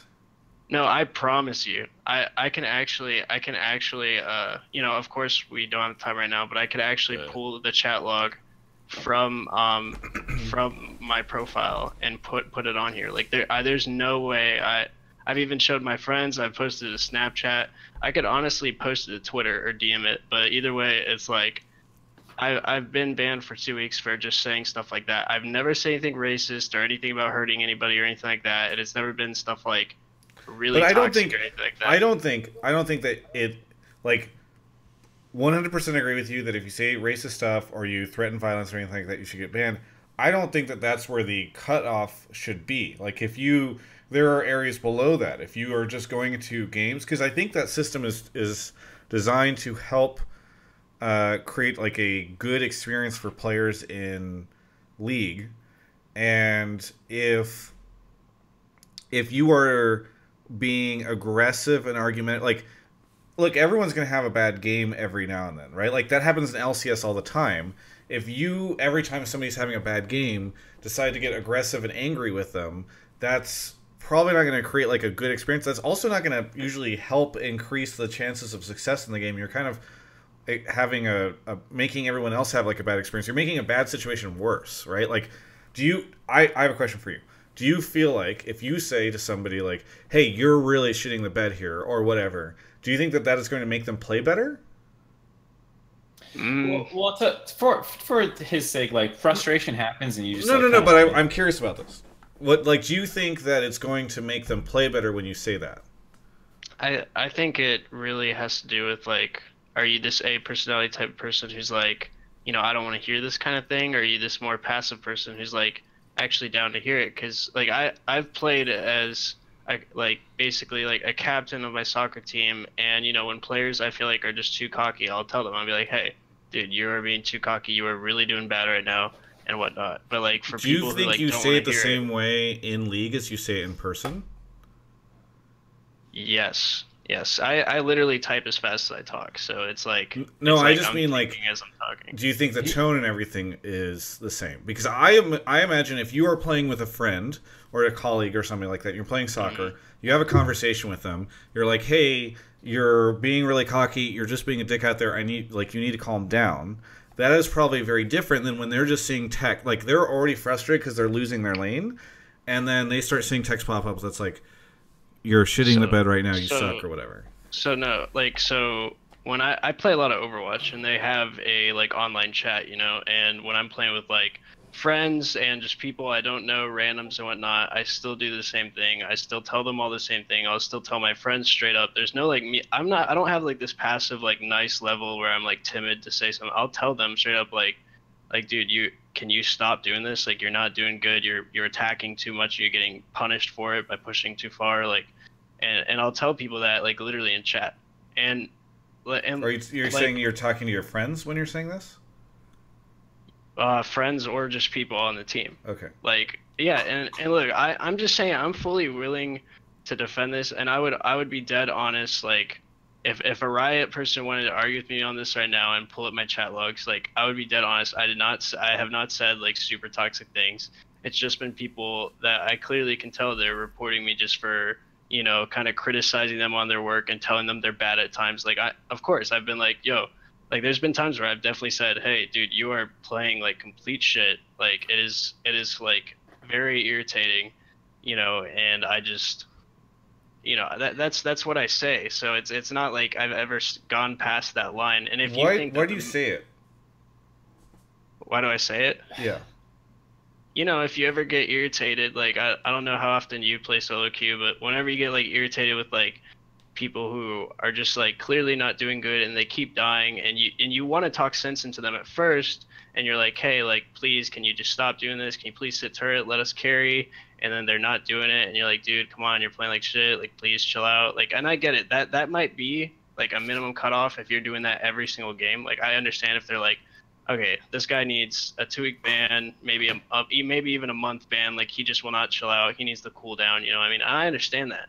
But I just feel like I don't feel like I even type that much. So it's like, for me, the times that I do start typing, when I'm irritated, or even when I'm just like, okay, guys, I think this is a really good idea. Like, let's go Baron now, or something like that. Like, that's the only times I type. So my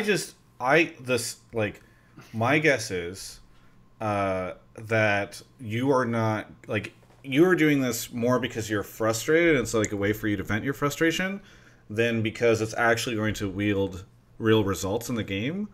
And Travis, go ahead, Inero. It feels good. It feels good to tell someone their shit. But at what cost? Let's be honest, right? Okay, so that might be true. When someone's doing bad, I feel so good just saying, man, you're awful. Everyone does. It's just normal. Yeah, it's like it's a little, it's an ego stroke, but it's not good. Like, it's definitely bad. But that's why people do it. People do it because it's a little. It feels good to just get it off your chest. Because in real life, most people are not gonna say. Venting. Everyone will have that thing in their head, like, yeah, I'm gonna tell this guy I think he's shit in real life. I'll tell him. Yeah. And then in real life, no one's gonna do it. But in game, you're just like, fire this guy. He's awful. Yes. Yeah. Think about like road rage. It just feels good, man. Like, well, road rage is but like, do you think road rage should exist? Like, people get in trouble for road rage. I tell everyone. I yell at every car in front of me. Okay, well, road. I think we're talking about different things when we're talking about road rage. Road rage generally is like cutting people off and literally. That's my understanding. I think a pretty different. Like, road rage to me is when anyone just like is fucking yelling at the car in front of them. Yes.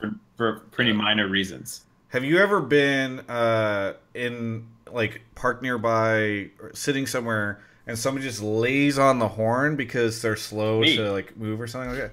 Not like a beat, but like a lay on the horn. Is that a good experience for the other people that are around you? The people who honk the horn like that are the people that run it down mid in solo queue. They're the people that take it too far. It's like literally just sit in your car and tell someone they're an idiot and then move on with it. Who cares? But if you start running it down mid, honking the horn, it's like, okay, I really hope someone runs into you instead, right? Like, it's very different reactions. Well, here's what happens. Someone gets in gridlock. They shouldn't try and go. They try and take a left, and they can't, and they block driving. I lay on my horn. Okay, well, I think we're moving from the point. Yeah, but my point that is, or my opinion of Mark is going down. Here's what I would say. Here's what I'd say, Travis. Let me just say this. If there was a ban system for laying on your horn too much, I would fucking stop. All right, well, that's a bad sign. Look, I know where Travis is coming from, and I understand like what you're saying, and I understand the point you're trying to get in my head. But I'm just saying, like, for all active players who really understand what I'm saying, like, people who are extra sensitive will report you after games for you just being like upset. You know what I mean? And you won't be saying something that's like super bad or anything like that. But like I said, this was my first time getting a 2-week ban. Okay, and that's what like brought this subject so sensitive to me. Was because like I was just irritated with it, you know what I mean? And I've been playing since season 3, and you know I saw that my friend tried to talk to a writer about his. He showed me they gave him 3 chat logs when he got permanently banned. So I read through those 3 chat logs. Yes, he was telling players they were shit. He was telling players like stuff like that, and he probably says it a lot more often than me. But when he did talk to a writer about it, they literally said on like over a text chat, because they'll talk to you on a text chat on LeagueOfLegends.com or whatever, and he literally said that that like even though you've never said anything racist or anything like that, because you've been banned on multiple multiple times, like this deserves a permanent ban. And I get it if you're like a toxic player, you're just telling people they're trash, but I just don't think that that's worth a permanent ban because my friend has put like thousands of dollars. Well, it does not matter how much money or time you've put into it. Yeah, that doesn't matter at all. Like if you're a dick, anyone who owns the thing that you're doing and you're giving them money to, they have the right to kick you out. You can go to the YMCA, you can donate money to them, you can pay. But if you're like shitting on people at the YMCA, they're gonna kick you out and it's fine. Yeah, that's not a problem. I understand that. I'm just saying, like, I agree with Inero where it would be better just for a permanent chat restriction, or at least a year chat restriction. Like that would make more sense. It's like you've been now chat restricted for a year, deal with it, and then when you get back, maybe you will think twice before you're like, okay, this player's shit. I just feel like that moves the bar, because then I feel like the next time, or if that happens, then the call becomes, I don't think they should be issuing year-long chat restrictions for this, because it's not that bad. Anyway, we are running out of time, but go ahead and say your shtick at the end. I'm just going to say, from being banned, what I changed, it'll make you feel just as good. When you go into chat and someone says something and you want to make fun of them, just say ruffle in all caps and only type that. They're going to feel just as shitty, but you can't get banned for that, and it just makes you feel good anyways, and it's just funny. You just type ruffle, LOL, only stuff like that, and you're fine. And by the way, thank you for, I hope you don't feel like we're dismissing your. I actually really appreciate this call. It's like an interesting conversation. So thank you for. Thank you. And DM me those chat logs or whatever. Okay, yeah, I can definitely do that on. Because Mark can get you unbanned. In fact, if anybody's watching right now, know that Mark works with Riot. So just send him every time you get banned. DM him your logs, and he'll get you cleared. Yeah. Also, if you have any problems with balance, if you feel like you shouldn't be bronze, what are some other things people can? Yeah. Thank you for mentioning for the call. Okay, so before you go, bro, are you in the service, by the way? Oh no, my wife is. I got too many knee injuries playing soccer. I applied, but they denied me. So were you kneeing people in soccer? Nah, I had a huge guy fall on my knee and bend it the other way, and it was a bad injury that lasted a year. You're toxic. You were for sure kneeing people in real life. Yeah. For sure.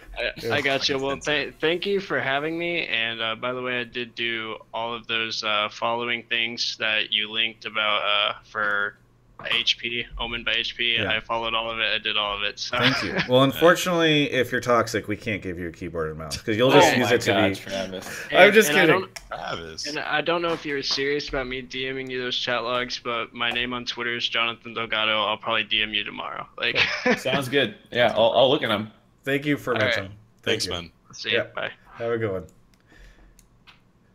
All right. Let's fly through these last two. All right, Google Mux subbed, and it's Leper subbed. There we go. Just 2 more callers. Poggers. Doxing himself. I think it's okay. Here we go. David is on the show. David, where are you calling from? Stockton, California. Stockton. Thank you for being a Twitch sub for the show. What do you want to talk about? And we'll have to, unfortunately, go pretty quickly through yours. Sorry. I have 2 topics. Can we pick one? Decide which one. Yeah, you guys could decide which one. I'm talking to the C9 fan group about should we be a fan of the organization or the fan of the players, and why so, or how could you become how could you get your name out there to the LRL Pro team and become like an assistant coach and build your way up to being an actual coach to the academy team or pro team? Here's what I'll do. We'll answer the first one, and I'll give Inero like 15 seconds to answer your second one. Okay. So your question is, should people be a fan of the players or fan of the team? Yeah, so we were talking about like some of the C9 groups members are saying, we're a fan of Sneaky and Jensen, and we believe that they deserve their slot. We're gonna they're the best players. We want to see the best perform on the team, and I'm the other side of the group where I'm like, I don't believe we should be just a fan of the players. We should be a fan of the organization, be proud of what they're doing, something new. But I believe that C9 has messed up. Like, I believe they should have kept contracts, renewed his contract, because I believe he's one of the best NA talented jungler. And see what they could have done with the bot lane. I believe Keith did. He just felt for too long that they should have just picked a random challenger player or something. Just somebody new to try out. Dude, don't do Keith like that. He's such a nice guy, man. Okay, I would just say do whatever you want. Be a fan of whatever you want. I don't think you should have to feel like you're obligated to be a fan of an org or obligated to be a fan of a player. Like, if you like a player more and they go to a different team, you shouldn't feel like, I can't support that team. Like, no, support that team. Cool. I think it's fine to do either. I'm down for players that are fans of Echo Fox just because Hooney's here now, stuff like that, because Stardock's here now, and all the players that have came in that are new. I mean, I treat them the same. It's like, cool, nice to have you guys here. I don't think people should feel bad either way. Supporting. Yeah, I think it's on the team to convince you to be a fan of them. And if you don't feel like whichever team you're rooting for is like, they're doing enough to convince you of that, then that's on the team, right? They have to make you interested in like what they stand for, who they are, like what they're trying to accomplish. And if you are interested, and if the players are doing a better job of that, then I think you go with where your heart is, right? Yeah, it's a battle for your interest. So if players who aren't interesting, of course, you're not going to be a fan of them. Teams who aren't interesting, you're not going to be a fan of the teams. And whichever one speaks to you is fine. It's just, I don't think it should ever turn super combative, like where you're like, man, I hope C9 loses because they bench my favorite players. Yeah. You should be more of the mindset, I hope my players earn their starting spot back, or I hope they end up on a different team. I don't want to see them in Academy. I want to see them succeeding in the LCS. And it's kind of the same idea, just 2 very different tones. Yeah. Yep. And then, Inero, do you want to give your second answer? Or how do you become like a assistant coach or something? I would say, honestly, you got to get your foot in the door somehow through any means necessary, and probably the best one is just content and networking. You need to have some type of brand to yourself that you've got out there. If someone just gives me a resume, that doesn't tell me anything, really. I can do an interview with you. That might tell me a few things, but it's not going to tell me what you know about the game, how you approach like coaching specific things. Might tell me how you are as a coach out of the game. but not necessarily in-game related. Put content out, build your brand on Twitter, any social media you can, and just talk to people. Tweet at Mark, a lot. Just specifically at Mark every day. Just always tweet at Mark. Behind the scenes is known as the coach maker, the coach creator. He goes. Did you know that the only reason Nick has a job is because of me? Really? Good to know. No, that's Actually? not. No. And Errol's like, wait, really? No, Mark's just been Dan the whole time. Yeah, secretly. It's nuts. You got a sick British accent, by the way. David is a man of many talents. David, is that good for you? Do you feel satisfied with that? Yeah, thank you. So like just like build content as in like reviewing games, stuff like that. Yeah, anything like that. You can do written content, you can do video content. I've seen people do everything in between and end up with a job offer, even as like an analyst or something. You just have to have something that's like tangible that I can look at or watch and just know that you know this at least, right? It's like building a portfolio, right? You have to have like work that demonstrates like, your skill set. Yeah, if you say you're a good artist, but I haven't seen your art, I don't know if you can draw. But if you send me like a portfolio with all your artwork, I'm like, okay, well, he can draw, I guess. And then, it tells me a bit more about you. Yeah. David, thank you so much for your call. Thanks. I had a good time. Yeah. Great show, guys. Have a good one. Bye. All right, last call. Looks like it's Invert. Invert, LOL. Yeah. Oh, somebody just sent... Dazzling Knight sent 580 bits and says, here's my official message saying Echo Fox wins summer. Well, there you go. Thank you for the bits, and we'll store it for the future. Looks like Mark is just trying to resolve things. Oh, here we go. Invert is on the show. Where are you calling from, Invert? Moonlit Los Angeles. Moonlit Los Angeles. Is the moon out right now? I saw it in the reflection of my... I don't go outside. So. You know who this is, Travis? Yes. I was out at 3rd Street Promenade earlier, and I can confirm that the moon was out. So, Invert, what do you... Well, first off, provide a little context for those. Sure. I am the current coach of FlyQuest Academy. Those pesky guys who have a banner behind the screen at the LCS studio now, I noticed. Yeah. Thanks to Riot for that. I didn't get to say my thanks before, but it's hidden behind the screen. Yeah, it's just right angle stuck on it. in there. Yeah, but they light it up whenever FlyQuest plays. Oh, do they? Yes, I don't know if you know lovely. this, but yes, they do. I don't know if I agree with the lighting of it because that feels weird, but they do light it up. Yeah, I just wonder. It's probably going to be like the first to go once they want to run out of room. They're just going to be like. I think what they're going to do. I've heard that like they're already running out of. I think they're going to do like a rotating, like whoever is the latest Academy champion gets that. Well, hopefully, if that's the case, then we just get to like, they don't like burn our banner, like they don't do like a ritual. You want to take it home? Yeah, just, something like that. Side, like on the side of the studio, just like as you walk in, you can see like banners of teams. I was gonna say they should just build a bigger studio. If they're running out of room for the banners, just expand.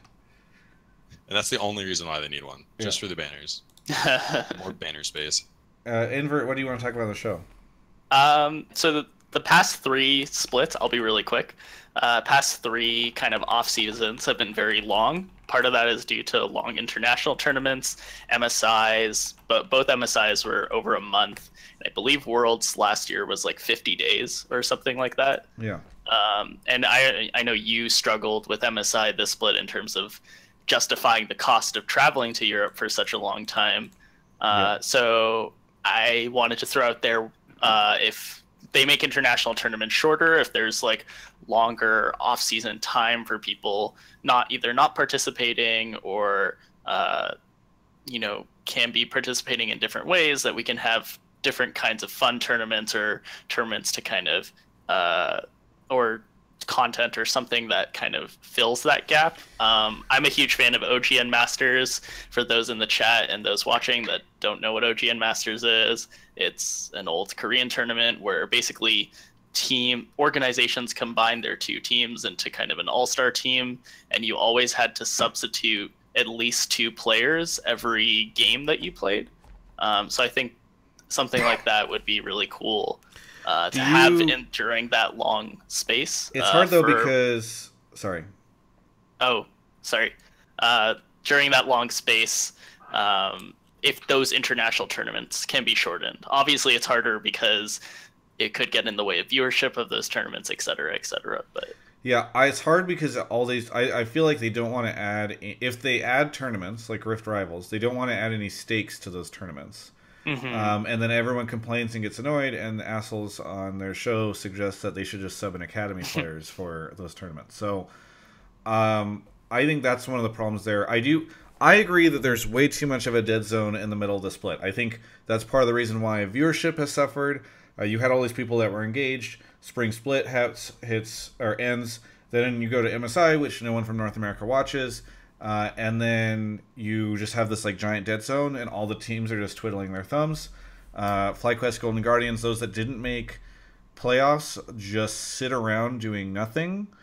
I mean, even for us, like the academy guys, our schedule was a week back, so academy finals was 1 week before Miami, and the break was still like a month and a half. Like, it's absolutely absurd. I think MSI is too long for what it is, especially because they like have the extra part in the beginning. I think Mark and I talked a lot about this during League Weekly last year, whenever Worlds and MSI just felt really long because they got rid of like the wild card qualifications and just like merged that all into the same tournament. So I continue to take issue with that. I think MSI shouldn't feel like a 3-week long tournament. It should probably feel like a 1 week long tournament, or maybe like a 10-day long tournament. So, and then once you do that, you end up a lot better. I actually think off season, like the time from the end of October or end of November to like the very beginning of January when LCS starts, you can actually make that longer. I think that like in a world where League ends like at the beginning of October, that might even be better, because like a long off season, at least other people go off, do things that Riot can change the game, etc. I don't know what Mark and Inero think, but I think you want to avoid going too far in one direction. Oh man, every team now has to spend an extra month doing stuff, so they only get 2 weeks off. Because that's pretty bad. But I think a month and a half is a lot for pro teams. So it'd be nice if like there was something to prepare for. Just like you said, I think Masters type thing would be really cool. It would be nice if you could do it internationally on some level, but that's probably not going to happen. I would like the idea of just something else for each time zone to kind of enjoy as well. Something I think that would be pretty funny to do would be to have the teams that don't make it to playoffs and like NA in Europe play in an international tournament. That'd be kind of funny. Yeah, but I think that would be a bad tournament. That would be. Oh man. It would probably be bad for those teams because it's not going to feel good. But it's like, how do you even the worst team? How do you even sell that? You know, it's kind of like what Riot did with like the fake rivalry thing. People like shit. Yeah, but Riot can't brand it like that. It's that monkey fight, you know, where it's like all the good teams standing around them and there are two in the middle. It's just that, but an actual tournament. People like shitfests. I mean, I don't know how they'd sell it that isn't like a kick in the face to those teams that go to it. That's what I'm saying, is it's totally... Yeah, also, how many people watch that? It's an international event, which means that you have to, like, fly people over and maintain it. It's kind of a pain. Yeah. I don't know. I just think it would be funny. I don't know anything about this type of stuff. I don't know how to make any of that better at all. I really like their thing that was proposed for the initial Rift Rivals, where it was like a pool of teams who like tried to find. Oh yeah, it was like a fighting game tournament. Yeah, I thought that was super fucking cool, and then they just ditched it because it like wasn't enough content for like. No, wasn't there like a huge public outcry? Because they wanted a normal like the public wanted a normal tournament because they didn't understand how cool Last Man Standing was. I don't think it was that. It was that there was only going to be many games, right? You were only going to get 3 games max, I'm pretty sure, because it was literally like, that was it. They just played best of ones between 3 teams, and that was it, if I remember correctly. So the outcry was more that, like, you have this international thing you're taking a pause for like 3 games. What the fuck is this? And then they turned it into like a round robin typical tournament. But I think there's some amalgamation that you can do with like, hey, the teams that aren't going to MSI, those 5 teams battle at Rift Rivals in a 5v5 fucking like, that thing. I don't know. So yeah, last man standing. That'd be pretty good.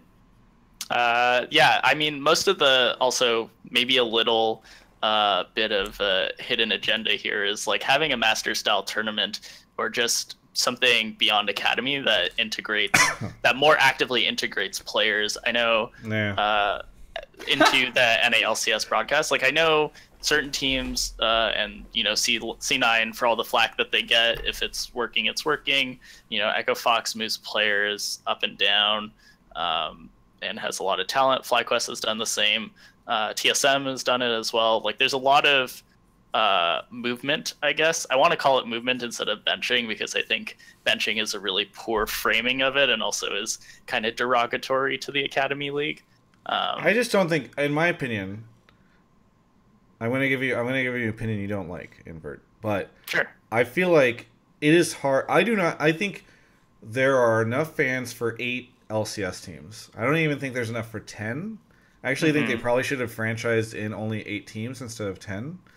And I think trying to make them anybody care about like the other 10 academy teams, like I think academy should almost entirely be for development. And then like I actually do like that they gave the streams on Thursdays to the teams to do something fun because then you can try to mix it up and whatever you're doing there is less about the players and about the academy and more about just like having your team do something about its team. But I don't see a tournament being successful that tries to bring in like the academy players. But maybe I think that says more about the way that we treat fandom in North America when it comes to teams. So like, you know, what earlier caller asked about or, you know, was kind of alluding to being a fan of a player versus being a fan of a team. I think we have a bigger, I don't want to call it an issue, but a bigger kind of style of fandom in North America that is more focused on being fans of a player over a team. And I think that is kind of a root issue that that creates your take, right? That makes it seem like there's less fans for teams than there otherwise would be if people could invest their time into a team instead of players. Yeah. Hey, thank you so much for your call, Invert. Yep. See you guys later. Have a good one. See ya. All right, so that's the final call of the night. I want to give Mark a chance to shout out anything that he's got going on. It sounds like they're secret things. There's some secret things. I got that guy's logs. I'm going to read one out loud, and then we can maybe think about it. Game 1. Quit coming to my lane. Dude, STFU, just AFK now, please. Stop fucking feeding and sit turret otherwise. You're also top lane. If you don't expect ganks, you're dumb. You're 3-0 for no other reason than just you. I even came to your lane and ganked, and you couldn't ult or anything. Outplayed. Can we group as 5? Like, why are you splitting bot? Lucian just plays by himself. Lucian, why are you trolling? Lucian group so we can. Are you stupid? Jesus. Lucian and Yasuo are mental. Grouping is so hard, apparently. We ping everyone mid, and you're a fucking idiot. Farming top for no reason. Holy fuck, people can't group. Literally playing with fucking idiots who can't group. GG. It's too late in the game. Bot and top are literal ass. So we've lost. Lucian, you never group. We've lost now. Who cares how fed you are if your game sense is stupid AF?